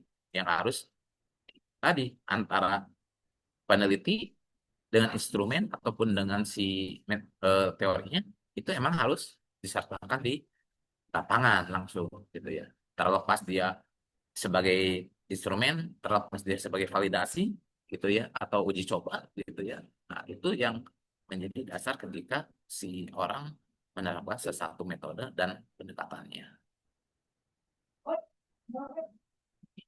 Nah, di dalam riset ya gitu ya antara penelitian dengan teknik gitu ya. Nah, ini harus kita ambil bahwa di dalam meneliti gitu ya. Teknik kita kan tahapannya itu adalah dari ide gitu ya. Kita baru sifatnya adalah bereksperimen gitu ya. Nah, baru dia melakukan evaluasi. Nah, evaluasi ini kan apakah dilanjut atau tidak gitu ya. Kalau merasa tadi cukup, ya itu nanti bisa dilanjut ya ke tahap material dan proses. Tapi kalau dia tidak, dia melakukan improvement lagi, melakukan peningkatan, perbaikan dan lain. Nah, sehingga dia menjadi layak. Nah, dari layak ini dia baru bisa masuk ke kategori material dan proses. Di tahap ini kita akan melihat sejauh mana gitu ya proses ini berjalan gitu. Makanya kalau ibu bapak yang ikut hibah di Bima kan itu kan ada timeline ya. Nah, di teknik itu kan kita udah bisa memprediksi kira-kira di dalam meneliti ini akan memakan waktu berapa lama gitu. Nah, ini tergantung produk ibu bapak tuh. Yang dihasilkan sejauh mana. Apakah misalkan dia levelnya masih basic ya atau dia apakah sifatnya medium atau advance gitu ya. Nah, ini tergantung nanti ibu bapak produk yang dicapai ini akan ke arah mana. Gitu ya. Kenapa? Karena kalau ibu bapak istilahnya tidak mempunyai batasan ataupun pengaturan waktu, ya itu bisa jadi batas gitu ya, di dalam sebuah penelitian. Makanya metode itu sangat penting karena untuk membatasi berapa lama. Ya, makanya kalau di dalam penelitian itu kan dikasih waktu ya misalkan 1 tahun, 6 bulan atau apa. Karena ini untuk melihat kadar tentang pemahaman kita terhadap penelitian kita. Ya. Kalau misalkan di dalam 6 bulan atau 1 tahun nggak tuntas, berarti ini pertanyaan, apakah emang riset kita ini nggak bisa dituntaskan dalam 1 tahun atau emang ada problem yang tidak terpecahkan. Nah ini tugas di dalam meneliti itu. Makanya metodenya harus tahu dulu. Karena itu biasanya masih ada di metode tuh. Metodenya disalahnya metode yang salah mentok gitu jatuhnya bingung gitu ya sama kayak orang mau nembak burung gitu ada burung mau ditembak antara basoka misalkan granat apa senapan berdiri apakah meriam wah burung kecil gelatik ditembak pakai meriam ya itu hancur gitu ya gitu nah jadi kita kan harus tahu dulu gitu. Em, mau nembak burung itu pakai apa? Oh, senapan angin. Nah, burungnya kecil, burung gelatik. Coba kalau burungnya besar gitu ya, gitu. Kita pakai bedil angin atau senapan angin kan nggak akan kerasa ya, gitu. Nah, itu kita harus tahu dulu. Kalau misalkan kita metodenya kurang tepat, ya ujung-ujungnya biasanya suka mentok di dalam penelitian. Makanya pastikan dulu metodenya apa yang dipakai. Nah, ini sangat penting memahami. Makanya tadi kupas tuntas per metode ya, mulai dari kualitatif, kuantitatif, mixed method gitu ya, metode daring ya, terus metode lainnya supaya ibu bapak tercerahkan. Kalau nanti kira-kira meneliti ini metode mana yang cocok dengan ibu bapak, dan kira-kira nanti pendekatan mana yang akan diambil gitu ya. Jadi jangan sampai udah ikut workshop ini masih bingung. Aduh, saya pakai metode mana? Saya pakai pendekatan mana gitu ya? Jangan sampai gitu ya. Udah dikupas tuntas, udah dibahas secara detail gitu ya per metode dan per bingung yang ambil gitu ya. Jangan sampai gitu. Kalau mungkin kalau kayak webinar mungkin sekilas ya metode ini sekilas. Tetapi kalau yang sifatnya seperti gitu ya, sehingga ibu bapak kan yang paham gitu ya ibu bapak pakai di dalam penelitian supaya tidak terjadi kesalahan mengambil metode.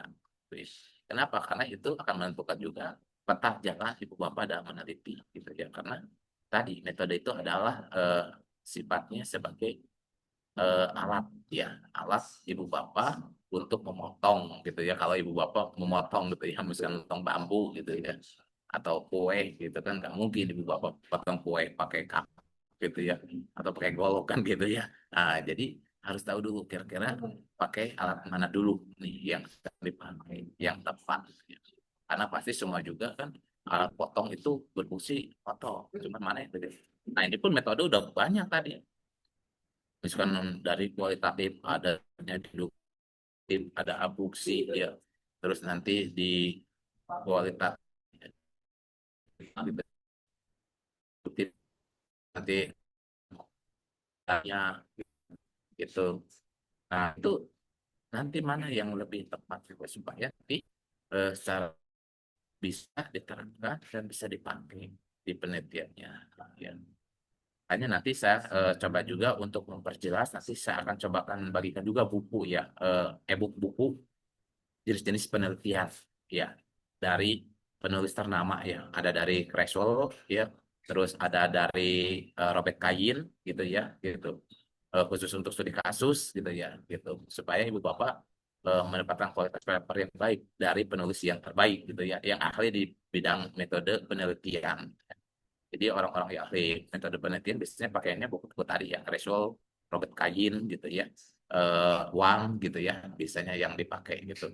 Itu adalah yang pakar di, ahli di bidang metodologi, khususnya di bidang teknik gitu ya, sering dipakai. Nah, itu yang saya harapkan Ibu Bapak bisa lebih memahami metode yang kira-kira yang lebih tepat dan cocok Ibu Bapak pakai di dalam penelitiannya.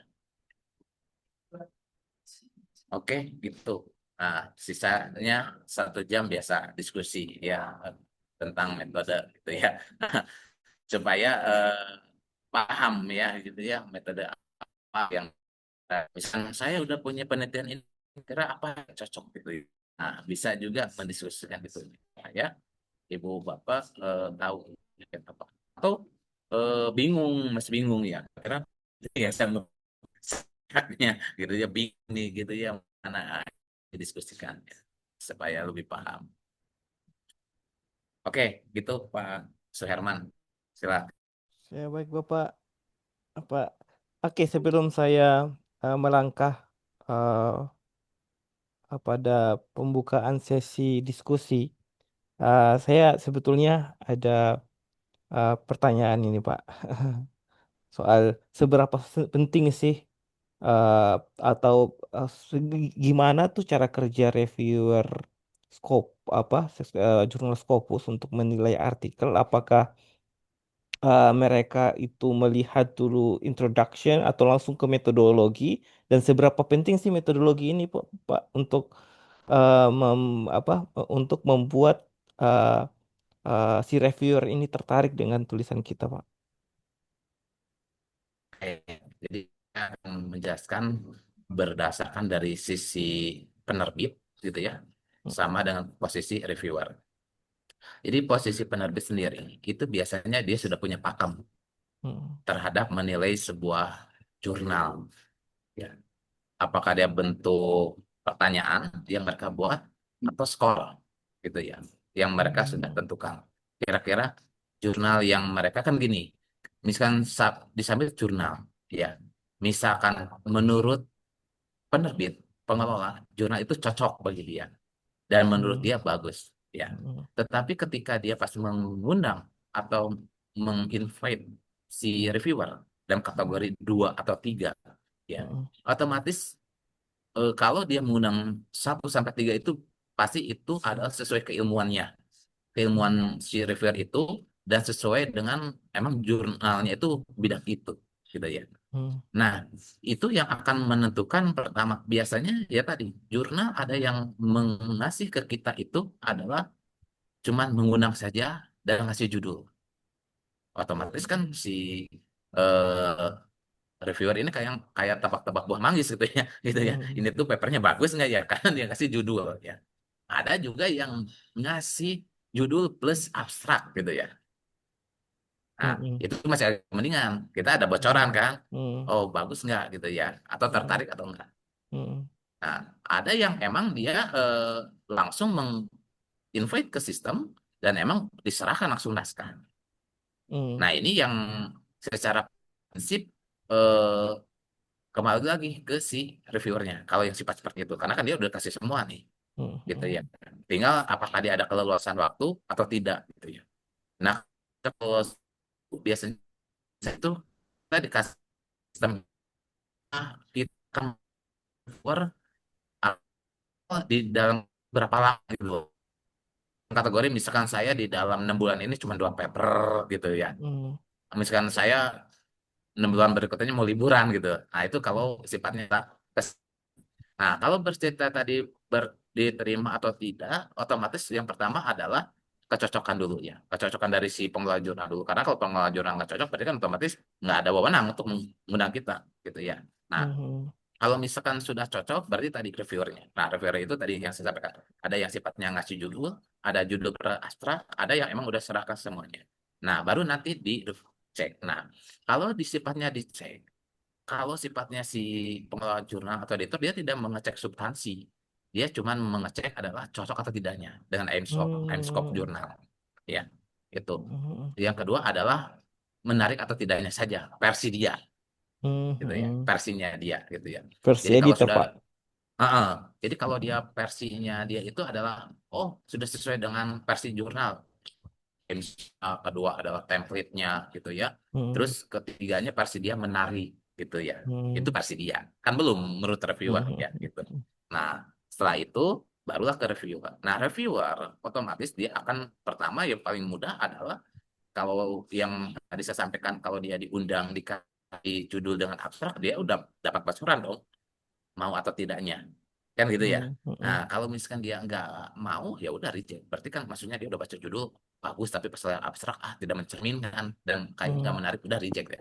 Tapi kalau yang sifatnya tadi keseluruhan, berarti kan dia mau gak mau tuh, dia menolak cuman ada dua, dia sibuk gitu ya, atau emang secara prinsip dia emang tidak tertarik gitu loh ya. Kalau menolak itu tidak ada apa, berarti dia ketika menerima itu tadi dia melihat judul misalkan bagus, abstrak bagus, nah baru dia akan melihat ke dalam. Nah, seberapa jauh penting itu metodologi ya? Kalau ini kalau bercerita di ranah akademis ya, kalau bercerita ranah akademis di Indonesia itu penjelimet urusan metodologi. Jelimet gitu lah. Dibandingkan kayak di Jepang di mana metodologi itu belakangan ya. Di Indonesia ya S3 jelimet gitu dengan metodologi gitu ya, gitu ya. Yang saya alamin aja ya, sekarang saya di UGM jelimet gitu dengan urusan metodologi. Tetapi pas ketemu dengan yang dia lulusan Jepang, ya santai aja lah, metodologi nggak begitu penting gitu. Jadi kalau bercerita ranah akademis ya. Tapi kalau bercerita di reviewer, itu emang metodologi itu sangat menentukan alurnya si artikel. Kenapa? Karena gimana dia bisa menyampaikan atau message yang baik di jurnal, di artikel itu, kalau dia dalam bikin skema penelitiannya tidak jelas. Ya itu kan metode gitu ya. Kalau misalkan skema dia penelitiannya aja nggak jelas di metode, dia bagaimana mampu terjemahkan hasil, dia mampu menerjemahkan pembahasan. Sedangkan dia di dalam skema metode penelitiannya nggak jelas. Hmm. Gitu. Nah, ya begitu emang penting, tapi nggak mempersulit sendiri gitu. Ya. Kalau kita lihat di top publisher, emang tidak begitu fantastis banget metode itu, gitu ya. Tetapi dia sifatnya tuh simpel gitu loh. Ya, Hmm. orang-orang luar itu emang dia mencari yang simpel tapi informatif gitu. Kalau kita kan dulu muter-muter ya gitu. Makanya saya bilang kayak kemarin judul kita kan kepanjangan tuh kebanyakan muter ya. Hmm. Atau di penulisan tuh kita banyak paragrafnya itu muter gitu kalimatnya tuh loh gitu. Hmm. Nah, kalau di bule kan mereka orangnya tuh to the point gitu. Gak suka Hmm. gitu basa-basi gitu loh mereka. Jadi Hmm. mereka tuh biasanya ya tadi ya kayak pedes gitu ya bahasanya tuh ya. Hmm.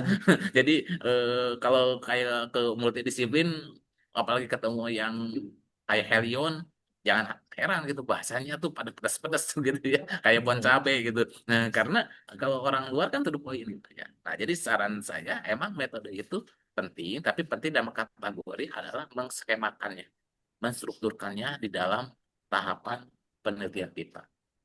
Ya, makanya tadi kan kasih kan, saya kasih tuh tidak yang berat-berat gitu ya, Hmm. gitu. Kalau di ranah akademis kan itu jelimet itu pasti bahasanya. Makanya saya udah sederhanakan gitu ya, dan dikasih Hmm. contoh gitu loh, gitu ya.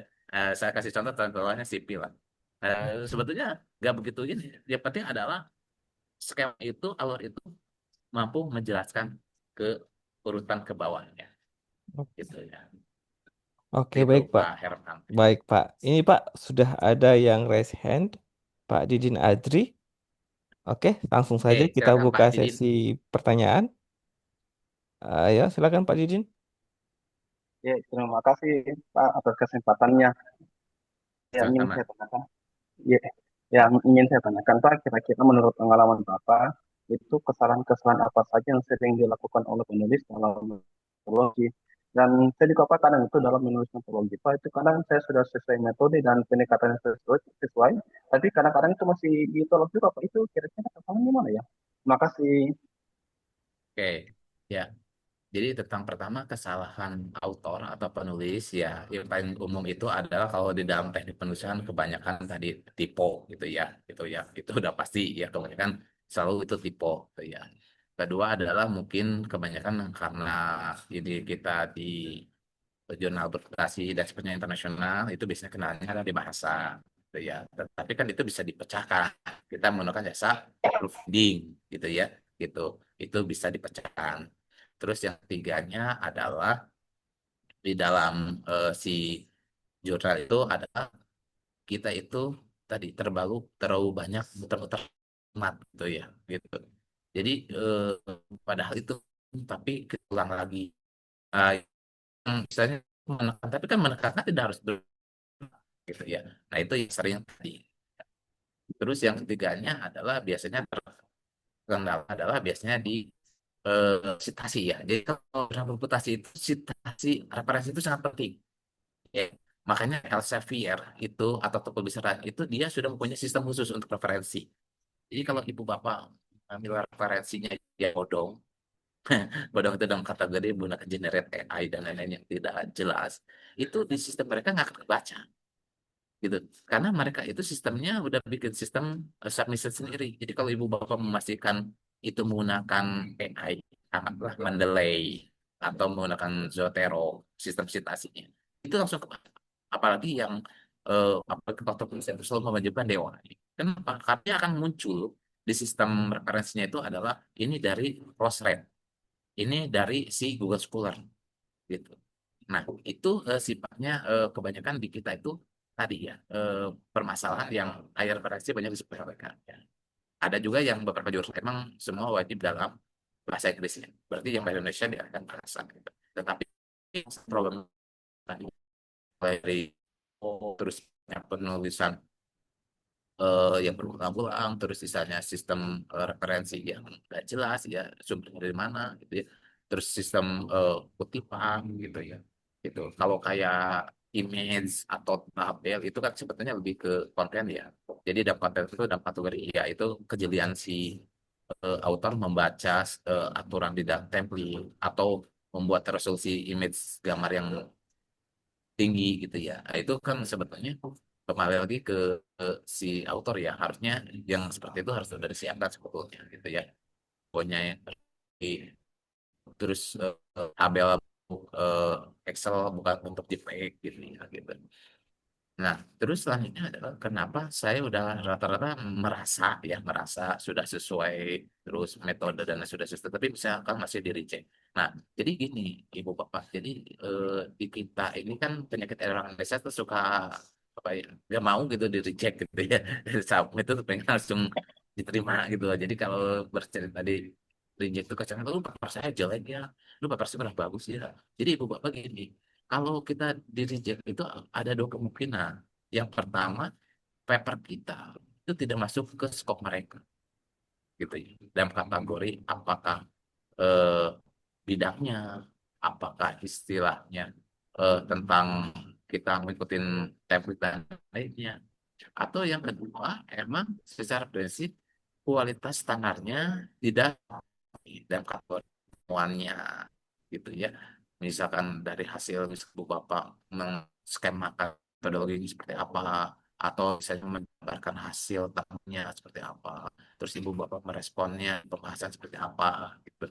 Nah, itu bisa seperti itu gitu ya. Jadi ada dua kemungkinan dua paper itu kita bisa tidak diterima. Jadi yang kedua, yang pertama itu adalah kita tidak sesuai dengan skopnya. Skop itu kategori lingkupnya, apa teknik penulisannya, dan lain-lainnya. Itu. Yang kedua adalah bahwa paper kita itu tidak sesuai dengan target pasar si pembacanya gitu tadi kualitasnya gitu ya, karena kalau kayak udah punya kuartil Q2 Q1 itu udah punya target pasar masing-masing gitu kan, yang levelnya kayak Q3 Q4 lagi gitu, karena mereka udah mencari impact yang gitu, bukan mencari impact-impactan dapat gitu ya. Tapi emang yang riset yang seolah-olah itu tuh benar-benar kalau dia ambil, dia pelajari, dia kutip, dia citasi, terus dia kembangkan, itu akan memberikan dampak besar gitu. Nah, itu biasanya udah pembacanya udah pembaca yang level atas gitu ya gitu. Nah, ini yang Ibu Bapak wajib atas juga kalau mau submit ke jurnal itu pelajari dulu artikel yang sudah terbit di sana gitu ya. Gitu misalkan terutama yang mirip jenis gitu. Oh, saya pada tentang ini. Coba searching tuh di artikelnya di jurnal itu ada. Oh, ada pelajari. Makanya itu ATM sama publikasi. Mirip gitu di metode atau di objeknya gitu loh gitu supaya bisa diterima temuan sejauh mana kan. Kalau ada gap yang jauh lebih bagus, kita bisa menyempurnakan lebih bagus gitu. Nah, itu yang harus kita pelajari gitu. Jadi dasar merta cuman oh, bidangnya sipil ya, oke, saya sipil gitu. Kan sipil itu banyak gitu ya, ada di transport gitu ya, fungsi gitu kan, geoteknik dan lain. Nah, saya geoteknik, oke, ada nggak paper yang oh ada tentang apanya, ada nggak yang tentang saya gitu. Nah, seperti itu, semakin spesifik semakin spesifik gitu ya. Kalau semakin spesifik semakin oh potensinya yang sekedar marta secara global gitu. Oh, dia masih biasa gitu, kayak gitu.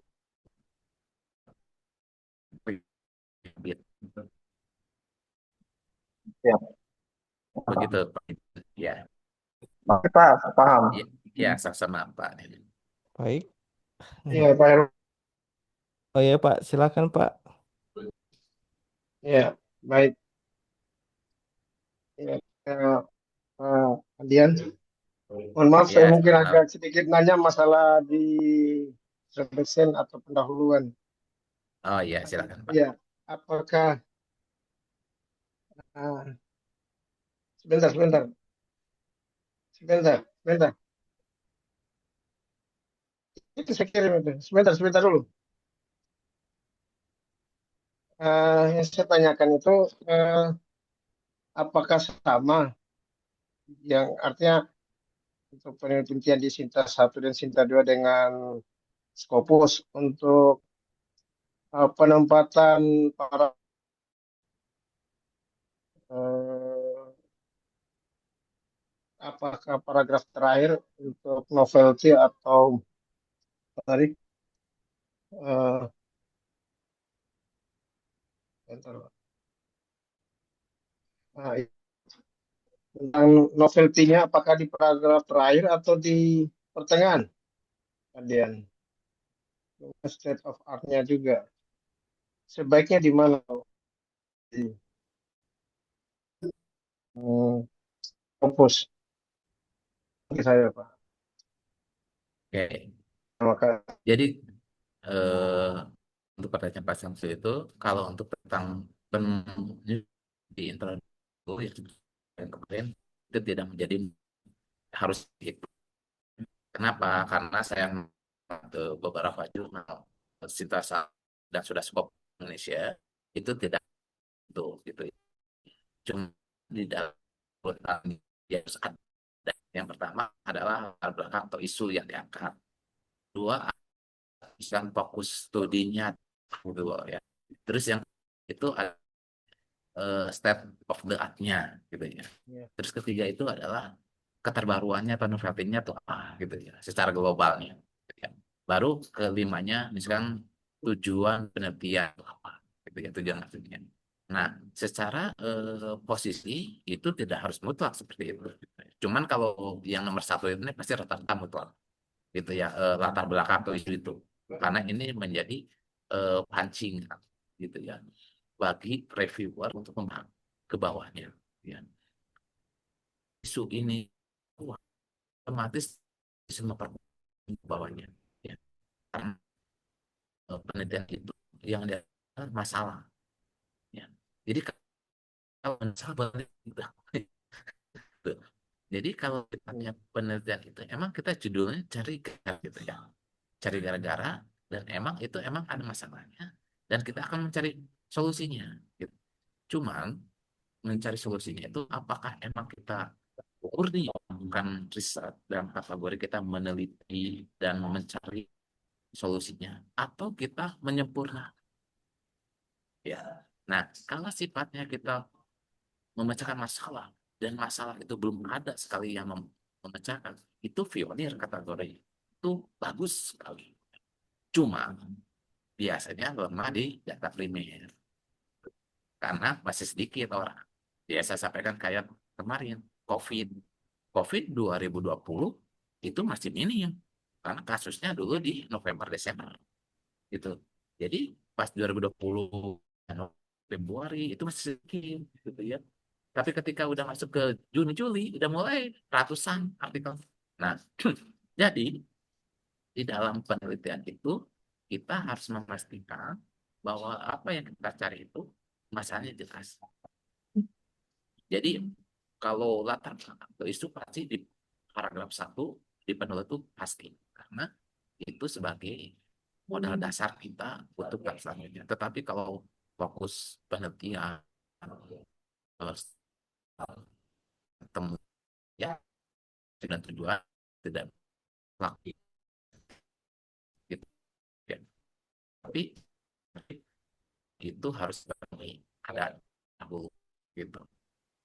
Itu saya juga tentu jantungnya sebetulnya. Jadi kalau kita udah bagus dibuat, insya Allah katanya lancar.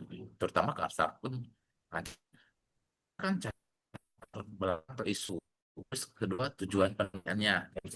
Ketiga itu metode ya. Terus keempat itu ada skill. Kelima itu kesimpulan di abstrak itu. Kan sebetulnya sudah mayoritas sudah ada tuh. Di sisanya kan sudah ada gitu ya. Garis besarnya gitu. Makanya kata saya juga kalau judul sama abstrak itu bisa akhir lah ya. Tapi yang benar penting itu adalah di pendahuluannya dulu. Pendahuluan. Terus si literatur view ya atau penyuluhan pustakaannya seperti apa. Terus metodenya, skemanya kanunnya seperti apa. Tahapan dalam eh, metode penelitiannya. Terus hasilnya nanti temuannya apa aja. Terus nanti cara membahasnya, mengeksplorasinya seperti apa. Baru kesimpulan. apakah sebenarnya ini menjawab arti penelitian atau tidak. Itu secara garis besar itu. Apakah ada contoh, Pak? Mungkin dari artikel yang sudah pernah terbit Scopus yang bisa kita jadi yang bisa kita kupas pada malam ini, Pak, di akhir sesi ini, Pak.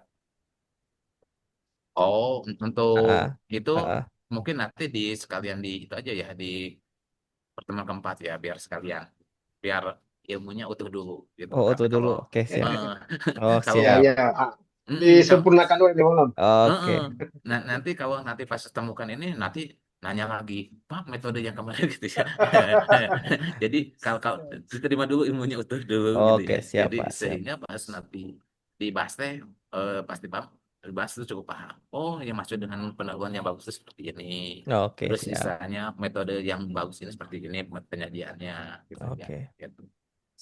Karena terutama kayak kasus gitu ya, misalkan tadi kasusnya yang sifatnya metode kualitatif, misalkan deduktif dengan misalkan metode yang sifatnya Ap- studi kasus kan mm, berbeda. Gitu, betul, Pak.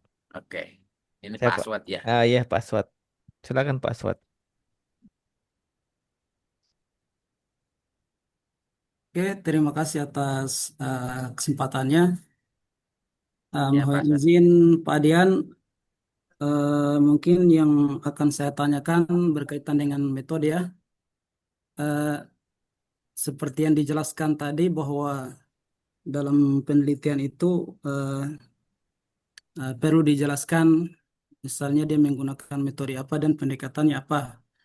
Eh, dalam penyusunan jurnal, misalnya kami dalam penelitian kami itu metodenya itu lebih spesifik ke topik yang akan diteliti. Misalnya, saya saya meneliti tentang kecepatan aliran air. Di situ ada metode yang biasa kami gunakan dan dalam penulisan metode itu eh, saya cukup menyebutkan langsung ke metodenya itu. Apakah dalam penulisan jurnal seperti Scopus itu harus dijelaskan seperti tadi Pak, dia metode kuantitatif pendekatannya ini, atau bisa langsung ke spesifik metodenya Pak. Kemudian yang kedua terkait dengan referensi. Dalam referensi kan ada presentasi beberapa jurnal, kemudian ada eh, referensi lain. Misalnya kami menggunakan dari buku Pak. Eh, apakah dari buku yang terbitan-terbitan yang tahun-tahun jadul itu masih relevan digunakan atau tidak, Pak? Eh, Kemudian dalam penggunaan artikel jurnal, misalnya ada jurnal yang berbahasa Indonesia, Pak. Apakah dalam penulisannya kita harus eh, translate ke bahasa Inggris dulu atau sesuai judul aslinya yang terbit di jurnal? Mungkin begitu, Pak. Itu saja yang akan saya tanyakan. Oke, sip password. Jadi yang pertama adalah tentang metode, itu adalah emang harus disebutkan. Karena itu metode yang digunakan itu lazim, yang seperti saya sampaikan tadi ya. Jadi pertama misalnya metode kualitatif, misalkan menggunakan deduktif gitu ya. Atau metode kuantitatif menggunakan eksperimental gitu ya. Misalkan menggunakan apa gitu ya. Baru disampaikan pasti kan kalau yang sifatnya password itu pasti lab gitu ya. Si metodenya itu pasti berhubungan dengan lab gitu ya. Atau simulasi gitu. Nah, itu pasti arahnya adalah ke eksperimen, kan gitu ya, gitu. Nah, jadi itu harus disebutkan. Misalkan metode kuantitatif dengan pendekatan eksperimen, apakah eksperimental ataukah eksperimen semu, gitu ya. Nah, baru sebutkan apa gitu ya metodenya yang dipakai Pak Sun. Terus yang kedua adalah tentang referensi, gitu ya. Jadi referensi sendiri itu emang harus menggunakan ketentuan idealnya jurnal Scopus itu kalau misalkan dia 12 sampai 15 halaman itu minimal 40 referensi. Nah, presentasinya adalah 80% itu adalah diupayakan jurnal bereputasi. Ya, bereputasi gitu. Jadi kalau dia sifatnya 40 gitu ya, berarti kurang lebih itu 30-nya itu adalah jurnal bereputasi. Ya, syukur-syukur bisa Q1, Q2 ya. Tapi kalau tidak itu jurnal bereputasi. Terus selanjutnya adalah menggunakan buku. Nah, buku boleh. Kalau buku emang tidak ada batasan tahun berapapun kalau buku ya, karena buku itu sifatnya kalau dia kurang lengkap itu dia ada sifatnya limited edition, ada sifatnya revisi ya, atau sifatnya eh, penambahan edisi gitu ya untuk penyempurnaan gitu. Tapi kalau artikel makanya kenapa dibatasi maksimal 5 tahun terakhir? Karena di dalam artikel nggak ada revisi. Revisi ini salah nih gitu ya, paper yang baru nggak ada itu. Jadi kalau di artikel itu kalau sudah terbit ada dua pilihannya, publish atau di retract, ditarik gitu ya. Jadi nggak ada di cerita di artikel itu, wah ini saya kurang ini disisipkan tambah nggak boleh ya, karena urusannya dengan metadata gitu ya. Jadi pilihannya cuma dua di jurnal itu, terbit itu publish atau nggak layak ya di retract, ditarik gitu ya, retraction gitu. Nah, itu yang harus diperhatikan. Jadi kalau buku sih nggak ada masalah ya. Jadi cuman diupayakan bukan buku perkuliahan, tapi buku pedoman, ya, buku inti gitu ya. Buku inti gitu. Kan kalau kayak sipil itu bisa kayak sungai kan Suripin gitu ya, yang eh, apa SDA gitu ya, itu silakan. Kalau kita arsitek dari Nervot gitu dan lain-lain gitu, ya silakan gitu ya, gak ada masalah. Itu kan buku utama, buku prinsip ya, silakan. Mau tahun berapapun buku nggak ada masalah. Yang nggak boleh itu adalah artikel, kedua itu adalah teori. Itu nggak boleh. Kalau teori itu diupayakan yang terus kalau dia bahasa Inggris, bahasa Indonesia, apakah harus dialih bahasa atau bahasa Inggris? Itu ada beberapa jurnal yang emang harus mengalihkan. Termasuk jurnal yang saya submit di bulan ini, sudah proses tinggal terbit di Q3, itu harus mengalih bahasa dari yang bahasa Indonesia Dia semua ke pernah bahasa dengar juga Inggris. Pak kalau orang yang kayak itu. Gitu. Ya. Tapi ada juga yang beberapa jurnal saya yang saya submit artikelnya terbit dan bahasa Indonesia ada juga. Jadi itu tergantung Nama dari artinya kebijakan siapa? pihak pengelolanya. Nah, biasanya kita kalau kita nggak detail mempelajari, misalkan nggak paham, biasanya dikasih notif sama editor, tolong si referensi bahasa Indonesia dialihkan ke bahasa Inggris. Atau emang kalau kita detail, teliti, oh ternyata semua dialihkan bahasa yang bahasa Indonesia. Berarti kita dari submit sudah dirubah semua dalam bentuk bahasa Inggris. Jadi kalau pengalihan bahasa itu tergantung dari pihak pengelola desanya. Tidak semua harus dialihkan ke bahasa Inggris. Begitu, Pak Aswati ya. Ada tambahan sedikit Oh ya, terkait penulisan metode kan di jurnal Scopus itu rata-rata kalimatnya singkat-singkat ya. Ada beberapa jurnal tuh saya lihat untuk metodenya langsung merujuk pada gambar, misalnya seperti pada gambar diagram atau apa. Eh, itu udah masalah ya. Kalau misalnya kami langsung sampaikan saja berdasarkan alur diagram penelitian kami. Itu bagaimana? Biasanya begitu. boleh nggak apa-apa. Tapi itu Hmm. syaratnya harus dimention. Ya, Oh, harus dimention itu di narasi. Penyakit orang Indonesia atau autor ya, kebanyakan itu gak dimention. Jadi apakah dia tabel, apakah dia gambar, apakah dia grafik gitu ya. Gak dimension itu. Itu jadi berdiri sendiri namanya. Nah, itu kita suka bingung. Narasi ini tuh menceritakan yang mana? Masih mending misalkan jaraknya jauh-jauh gitu ya. Kalau ini dalam satu lembar ada dua gambar atau dua tabel, si narasi ini tuh nyeritain tabel atas atau tabel bawah gitu loh.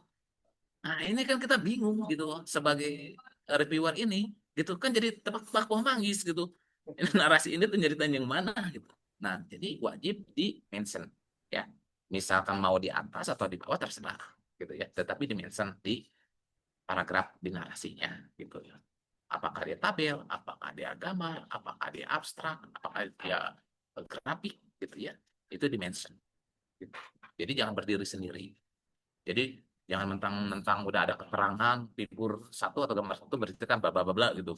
Uh, itu udah gitu, enggak. Jadi itu wajib di mention.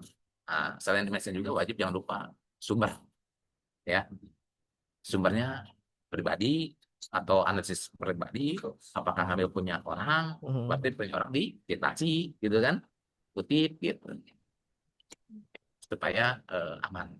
Gitu. Oh, iya. Dan jangan lupa harus dideskripsikan ya Pak. Tabel Kenapa? dan jangan lupa harus dideskripsikan ya. Oh iya, Tabel dan ya. harus makanya tadi juga kata saya Mm-mm. juga dimension gitu, Pak. Ah, betul Ya, betul. harus dimension, jangan berdiri sendiri gitu. Kalau Mm-mm. dia tidak dimension jadi narasi, bingung kita tuh narasi ini tuh nyeritain yang mana gitu loh, gitu kan. Mm-mm. Nah, itu makanya penting dimension itu. Mm, disebutkan. Oke. Eh, bisa tambah lagi satu Oh iya, Oke, silakan silakan santai aja. Pak. Jangan hanya terkait satu dan banyak-banyak, tidak apa-apa. terkait kutipan itu, dalam struktur penulisan itu apakah ada batasan, misalnya di hasil penelitian itu tidak boleh ada kutipan atau bagaimana, atau yang boleh mungkin hanya di eh, metodologi atau tinjauan pustaka, itu bagaimana ya kalau biasanya di jurnal Scopus itu? Kalau kutipan itu yang dilarang pertama di abstrak, itu dilarang ada kutipan. Ya, selain itu boleh. Ya, sebetulnya kesimpulan itu pun tidak boleh. Tapi kalau ibu bapak ada yang memperkuat di kesimpulan lain, silakan ya. Gitu. Tetapi yang sangat dilarang tuh di abstrak. Abstrak itu tidak boleh ada kutipan. Ya, karena itu mah katanya cuma 200 kata, 250 kata ibu bapak mengutip. Itu kan kebayang itu. Kebayangnya tuh satu plagiatnya dinaik gitu. Karena nggak mungkin ibu bapak memparafrase di paragraf gitu, di abstrak gitu kan. 200 kata ibu parafrase itu bisa jadi berapa kata itu gitu kan. Nah, makanya yang dilarang sama sekali ada sitasi itu adalah di abstrak. Selebihnya nggak ada masalah gitu ya. Jadi pastikan tidak ada sitasi. Saya pernah kejadian beberapa artikel ada sitasi abstrak, saya langsung reject ya karena itu tidak memenuhi kaidah teknik penulisan gitu, ya, gitu. Jadi pastikan di abstrak tidak ada, gitu, tidak ada sitasi. Kalau di lain malah ada beberapa jurnal yang bahwa di hasil pembahasan itu harus dilengkapin juga sitasi untuk perkuatan dari hasil pembahasan dia, gitu ya. Jadi selebih dari abstrak itu boleh, boleh menggunakan sitasi gitu ya, mengutip banyak orang. Cuman jangan lupa di parafrase. Karena kalau nggak diparafrase itu jadi naik gitu, walaupun disitasi. Ya, namanya juga cek kemiripan ya, similarity gitu ya. Jadi mirip. Jadi jangan kan ada kata-kata dikit pun, jangan kan gitu ya. Nama kita aja, karena kita sering publikasi, jadi ikut merah itu gitu. Karena namanya juga similarity gitu ya, gitu. Cuman kita urutannya ke berapa gitu kan dari list similarity-nya itu gitu kan. Jadi jangan lupa di parafrase gitu. Oke, Pak. Masih Ya, berkaitan dengan makasih ini, Pak. Pak. Masih berkaitan dengan sitasi, Pak. Satu yang mau saya tambahkan, Pak. Itu kan tadi kalau Pak Andian bilang eh, boleh ngesitasi kecuali abstrak kan. Introduction boleh kan, Pak? Introduction, kemudian Mm-mm. metodologi, Si kemudian itu pembahasan. di hasil itu kadang-kadang ada juga yang tidak mensitasi kan, Pak? Hasil Mm-mm. di pembahasan itu, nah ini pertanyaan saya Pak, apakah apa yang dimuncul di citasi di introduction itu harus apakah boleh berbeda dengan apa yang disitasi di pembahasan Pak? Dan masalah kan sifatnya sitasi itu kan artinya kalimat itu Hmm, untuk memperkuat ya, oh gitu ya. memperkuat argumentasi kita gitu ya. Termasuk di hasil pembahasan kenapa diizinkan juga Hmm, ada sitasi karena memperkuat argumentasi kita dari hasil dan pembahasan kita kan gitu ya. Apalagi cuma sekedar pendahuluan yang cuma kita bernarasi hmm, untuk secara kategori pengantar ke hasil pembahasan kan gitu ya. hmm, Nah, jadi hmm, nggak ada hubungannya. Misalkan sekarang kita mau ngulang, hmm, apakah kita mau berbeda kan masalah gitu. hmm, Cuman emang ada beberapa jurnal yang ketika kita mengulang kalimat yang sama itu nge-warning gitu. Misalkan di hmm, paragraf satu di pendahuluan udah kita kutip, tiba-tiba di hasil atau pembahasan kita kutip lagi dengan narasi yang sama. Nah, mungkin kalau satu hmm. dua kali masih oke, tapi kalau tiga kali empat kali itu suka ditandai itu, maksudnya itu Oh tidak boleh iya. mengulang-ulang. Gitu. Kenapa? Karena di jurnal pun dibatasin jumlah katanya. Hmm, hmm, Misalkan pendahuluan 2000 kata, Misalkan di metode 1.000 kata, hasil pembahasan 3.000 kata. Ya, jurnal yang baik itu membatasi dari masing pendahuluan. Metode hasil pembahasan itu dibatasi. Jadi totalnya misalkan berapa? 8.000 misalkan. Makanya kita Oh. menghindarin dia muter-muter gitu loh bahasanya Hmm. gitu. Itu. Jadi Makanya kalau struktur umum artikel Scopus itu jumlah kata introduction itu berapa kata, Pak? nah itu Introduction tergantung jurnal. Itu makanya ya. Ibu Bapak kalau submit baca ya di ketentuan autornya. Ada di sana. Sistematika penulisan. Misalkan abstrak 200 kata. Pendahuluan berapa kata. Itu lihat tuh. Itu sangat penting itu. Itu juga sebagai pedoman ngebantu Ibu Bapak potensi accepted. Ya, gitu. Kenapa? Karena tadi di jurnal Scopus itu kita dikenal dengan ada short paper, ada full length artikel. Ya. Jadi kalau sifatnya short paper itu mayoritas artikelnya itu opini, review artikel. Tapi full length artikel rata-rata itu yang sifatnya dia research. Itu bisa 12 sampai dengan 20 atau 30 halaman gitu. Tergantung dari si penerbitnya. Nah, ini makanya penting dilihat di jurnal tujuan itu ini dibatasin berapa kata masing-masing dari bab ini. Gitu. Ya, itu sangat penting gitu ya. Makanya apa fungsinya ada would gitu ya. Di bawah menandakan kata itu ngebantu kita gitu. Ibu bapak juga kan proofreading itu kan satuannya kata. Misalkan sekarang 5.000 kata sekian dolar, 10.000 kata sekian dolar kan kata ya. Nah itu fungsinya gitu ya. Malah ada juga yang jurnal bagus itu dia langsung mengasih page di pinggirnya untuk menandakan berapa katanya. Termasuk nanti reviewer mempermudah ketika akan melakukan review terhadap kalimat atau narasi si autor gitu. Ada ya seperti itu.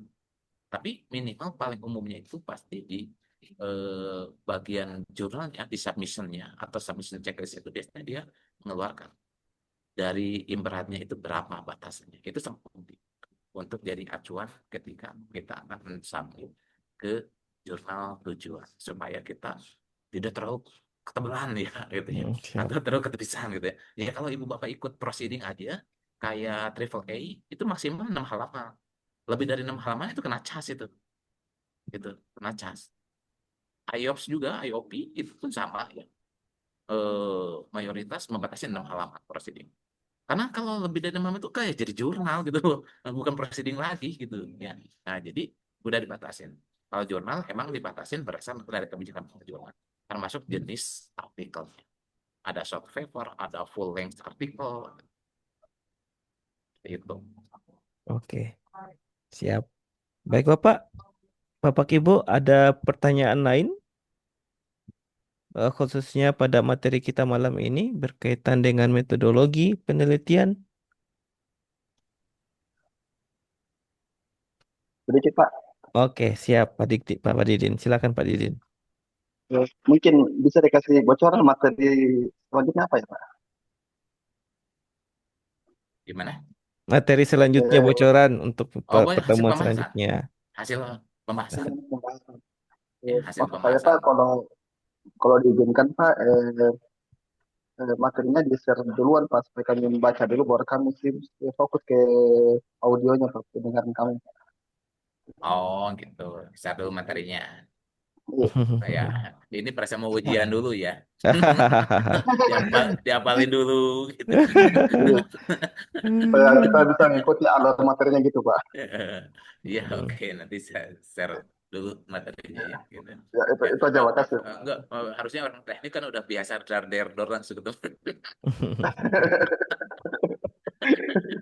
Nanti ini udah biasa dadakan gitu. Ini Pak, satu lagi Pak, satu Bu pertanyaan. Safrin. Ibu Pak tuh apa Safrin sih? Salam. Safrin Salam ini ketua LPPM kami Pak. Oh, ketua LPPM. Iya. Silakan Pak Pak Safri Safrin. ya? Iya, Pak Pak Safrin Dr. ya? Safrin Salam ya. Oke, Assalamualaikum warahmatullahi wabarakatuh, Pak Adian. Salam kenal, Pak. Oh, Waalaikumsalam. Sama kenal Pak Safrin ya.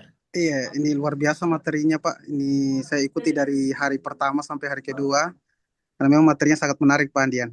Luar biasa. Terima kasih, Pak, sudah berbagi Iya, di sama-sama, Pak. dosen Buton. Pak Dian, ini Pak Dian kan sudah banyak tadi men-share terkait dengan pengalaman menyusun metode ya untuk artikel jurnal Scopus. Saya ingin meminta best practice dari Pak Dian, karena bidang saya ini bidang sosum Pak Dian, tepatnya bidang hukum. Hmm. Saya ingin meminta Pak Dian membagi pengalamannya terkait dengan metode penelitian yang menarik ya, untuk kemudian bisa diterima oleh jurnal Scopus untuk bidang sosum itu. Karena saya melihat bahwa beberapa artikel yang kami ajukan dengan pendekatan kualitatif itu rata-rata ditolak. Iya, beberapa artikel Scopus juga yang saya lihat untuk bidang sosum itu kaya dengan data kuantitatifnya. Nah, bagaimana menurut Pak Dian terkait dengan metode ini untuk bidang sosum diperbandingkan dengan bidang saintek ini dari teknik? Pilihan seperti apa harusnya metode yang kita gunakan agar kemudian reviewer itu tertarik dengan artikel kita, apakah mixed method atau seperti apa, kemudian itu bisa berpeluang lolos untuk diterima di jurnal Scopus, tepatnya di Q1 kan, karena metode itu sebenarnya menentukan hasil hasil penelitian dan pembahasan. Sehingga kemudian saya minta tips dan triknya Pak Dian. Terima kasih banyak. Assalamualaikum warahmatullahi wabarakatuh. Waalaikumsalam Warahmatullahi warahmatullahi wabarakatuh, Pak wabarakatuh. Syafrin. Oke, ya. Jadi kalau untuk kebetulan saya pernah dampingin dua calon GB hukum ya. Yang satu hukum, yang satu kurator gitu ya. Jadi emang kalau hukum saya agak ekstra ya karena sosial banget ya. Biasa kita saintifik gitu ya, yang langsung to the point gitu ya. Ketemu yang wah general gitu ya, gitu. Jadi saya juga baca banget ya. Jadi kalau yang rekan-rekan ini yang sosial ini seperti saya sampaikan tadi ya, ya ini ya. Jadi yang rekan-rekan sosial ini ada dua ya, yang tadi bisa menggunakan metode daring, ya Pak Saprin ya metode daring. Cuman yang SLR udah sekarang sangat minim ya. Jadi yang bisa menggunakan yang dua ya, social network analysis ya, SNI ya, sama dengan big data analytics. Nah ini yang lagi ngetren ini menggunakan big data analytics ya. Apalagi kalau kasusnya hukum itu kan banyak ya, dengan database-nya itu yang luar biasa ya. Nah, jadi social network analysis sama dengan big data analysis ini metode yang cukup cocok kalau Bapak menggunakan data sekunder ya. Tapi kalau Bapak menggunakan metodenya pingin sifatnya cukup ya ada data kuantitatifnya, nah ini bisa menggunakan ini ya. Gitu. Metode permodelan soft system methodology untuk kualitatifnya, untuk kuantitatifnya bisa permodelan hard system atau kuantitatif ya gitu. Atau bisa juga menggunakan penelitian anticipatory gitu ya. Nah, ini metode yang bisa Bapak coba 5 metode tadi. Kalau Bapak datanya sekunder, menggunakan daring, berarti ya, menggunakan SNI atau DBA. Kalau Bapak menggunakan datanya ada data primer, gitu ya, itu bisa menggunakan SSM atau menggunakan permodelan hard system ataupun anticipatory gitu ya. Ini tergantung nanti kasus yang diambil untuk risetnya gitu ya. Itu apa ya untuk teman-teman social science gitu ya.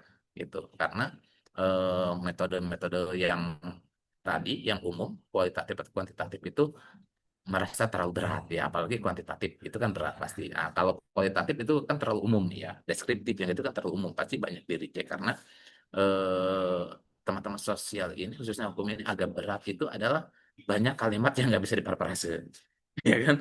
Kuhab dan kawan-kawannya kayak gitu kan nggak bisa gitu ya, karena saya ngalamin ya ngedampingin beberapa orang hukum.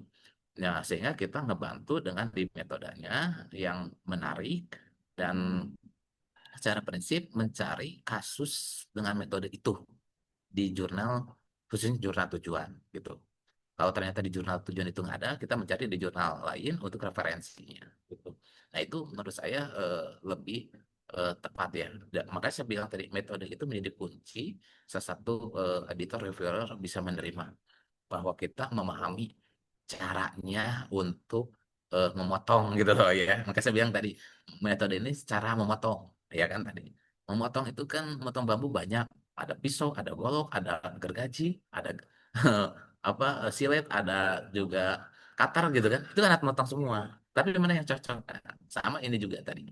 Kayak Pak Saprin di bidang sosum, misalkan khususnya di hukum, tadi, makanya saya tadi sarankan apakah SNI, DBA, SSM, ya, hard system atau anti-repository, ya, itu tergantung data yang miliki. Kalau saya banyak datanya daring, ngambil datanya berarti menggunakan SNI atau DBA gitu. Kalau misalkan datanya ada gabungan data primernya menggunakan hard system atau SSM misalkan atau anti-repository. Nah, ini tergantung hasil data yang dimiliki gitu. Intinya semua prodi semua bidang itu bisa publikasi ke Scopus dengan catatan mencari dulu metode yang tepat sesuai dengan artikel ataupun penelitian yang dilakukan. Seperti itu, Pak. Satu lagi Pak Dian mungkin terkait dengan populasi dan sampel, apakah kemudian di jurnal Scopus ada ketentuannya, apakah sampel dan populasi itu harus banyak atau kemudian harus mewakili dari apa namanya luaran dari penelitian itu Pak Dian. Mungkin bisa dijelaskan terkait poin itu. Oh, jelas, kalau bercerita sampel dan data itu semakin banyak itu akan mendukung lebih kuat gitu. Udah jelas itu teori dasar paling dasar itu kan Slovin ya. Slovin itu paling hal mendasar gitu ya. Ya orang bisa menganggap minimal 100 gitu ya. Karena orang menganggap minimal 100 gitu. Kenapa? Karena udah pasti ya. Karena itu kalau kita lihat di metode kualitatif itu bisa masuk ke kategori pendekatan fenomenologi. Fenomenologi itu kita bisa menggunakan metode sampel atau populasi. Misalkan tadi kita mencari tentang sifatnya kan kalau sampel ataupun populasi ini kan sifatnya kan keinforman, ya kan, keinforman. Nah, kita mencari informan itu kan mencari data yang valid dan sahih kan, gitu kan. Nah, mencari valid yang sahih ini kan kita tidak bisa bertanya ke satu orang, kan gitu kan. Bertanya ke beberapa orang dengan mendapatkan hasil yang sama untuk mendapatkan kevalidan, kan gitu ya. Sehingga kita menjadi jenuh datanya, bukan jenuh orangnya, ya, tapi yang jenuh itu datanya. Karena ternyata betul hasil temuan saya itu, gitu, hasil penelitian saya itu. Berarti yang kita lakukan dapat informasi itu yang valid, sehingga yang kita lakukan ini betul-betul dapat responden ataupun istilahnya mendapat informasi yang tepat, gitu ya. Kenapa? Karena kita sudah jenuh, tanya ke sini jawabannya A, tanya ke sini oh, ke sini oh. Berarti disimpulkan, kan gitu ya. Nah, itulah penting kenapa kita harus banyak, ya gitu. Bukan mencari kerandomannya, tapi kan kita mencari yang validnya gitu loh. Sehingga menjadi jenuh datanya, bukan jenuh orangnya, gitu kan. Tapi jenuh itu datanya karena sudah benar, gitu. Nah, itu apa sampel dan populasi itu harus seperti itu. Apalagi kan sekarang udah banyak software juga kan untuk membantu ya, untuk meringankan. Baik, terima kasih Pak Dian, luar biasa penjelasannya sangat komprehensif. Ya, sama-sama Pak. Terima kasih Pak. Ya. Baik, kita sudah berada di penghujung waktu ya. Waktu sudah menunjukkan pukul di sini pukul 10, Pak. Beda sedikit lah dengan kita. Kita kan 21.14 ya. Iya, Nah, jam 9 ya. oh di sini 9.14. iya. Iya, Pak, betul. Jadi mungkin untuk selanjutnya kita masuk pada sesi ketiga, masih membahas struktur artikel ya, Pak. Ya, di hasil dan pembahasan ya, gitu. Itu Oh, yang hasil sangat dan penting ya. pembahasan. Ini sangat penting gimana kita bisa menjabarkan dari penelitian kita dengan baik dan benar ya, khususnya kaidah untuk disubmit ke Scopus itu seperti apa gitu ya, di hasil dan Oke, pembahasan baik. itu seperti apa gitu. Apakah nanti Makanya ada sesi untuk mempresentasikan naskah yang sudah disiapkan dari teman-teman di teknik sipil ini, Pak? silakan aja gitu. Oh, Makanya kan oke, saya dari siap. awal juga kan Ya, udah Pak. open ya dari Siap, siap. pendahuluan kalau ada gitu.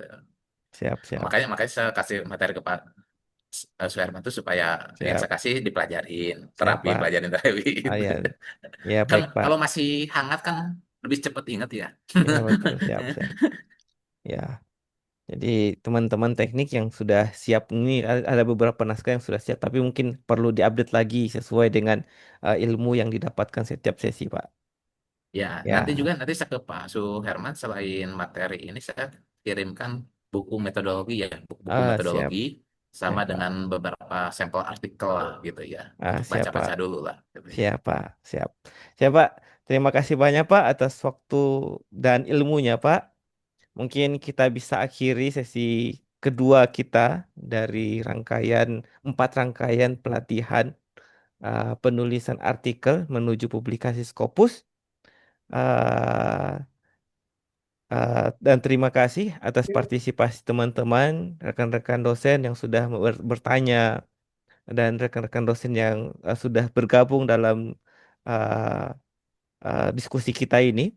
Semoga ilmu yang kita dapatkan pada malam hari ini dapat kita praktekkan untuk bisa menghasilkan artikel dengan kualitas bereputasi Scopus. Saya akhiri pertemuan kita pada malam hari ini dengan ucapan terima kasih. Billahi taufiq wal hidayah. Wassalamualaikum warahmatullahi wabarakatuh. Waalaikumsalam Waalaikumsalam warahmatullahi wabarakatuh. warahmatullahi Terima Terima kasih kasih, wabarakatuh. Ibu Pak Bapak Dian. Terima kasih sekalian. Terima banyak, kasih, Pak. Pak. Sama-sama. Ya. Waalaikumsalam warahmatullahi wabarakatuh. Makasih banyak.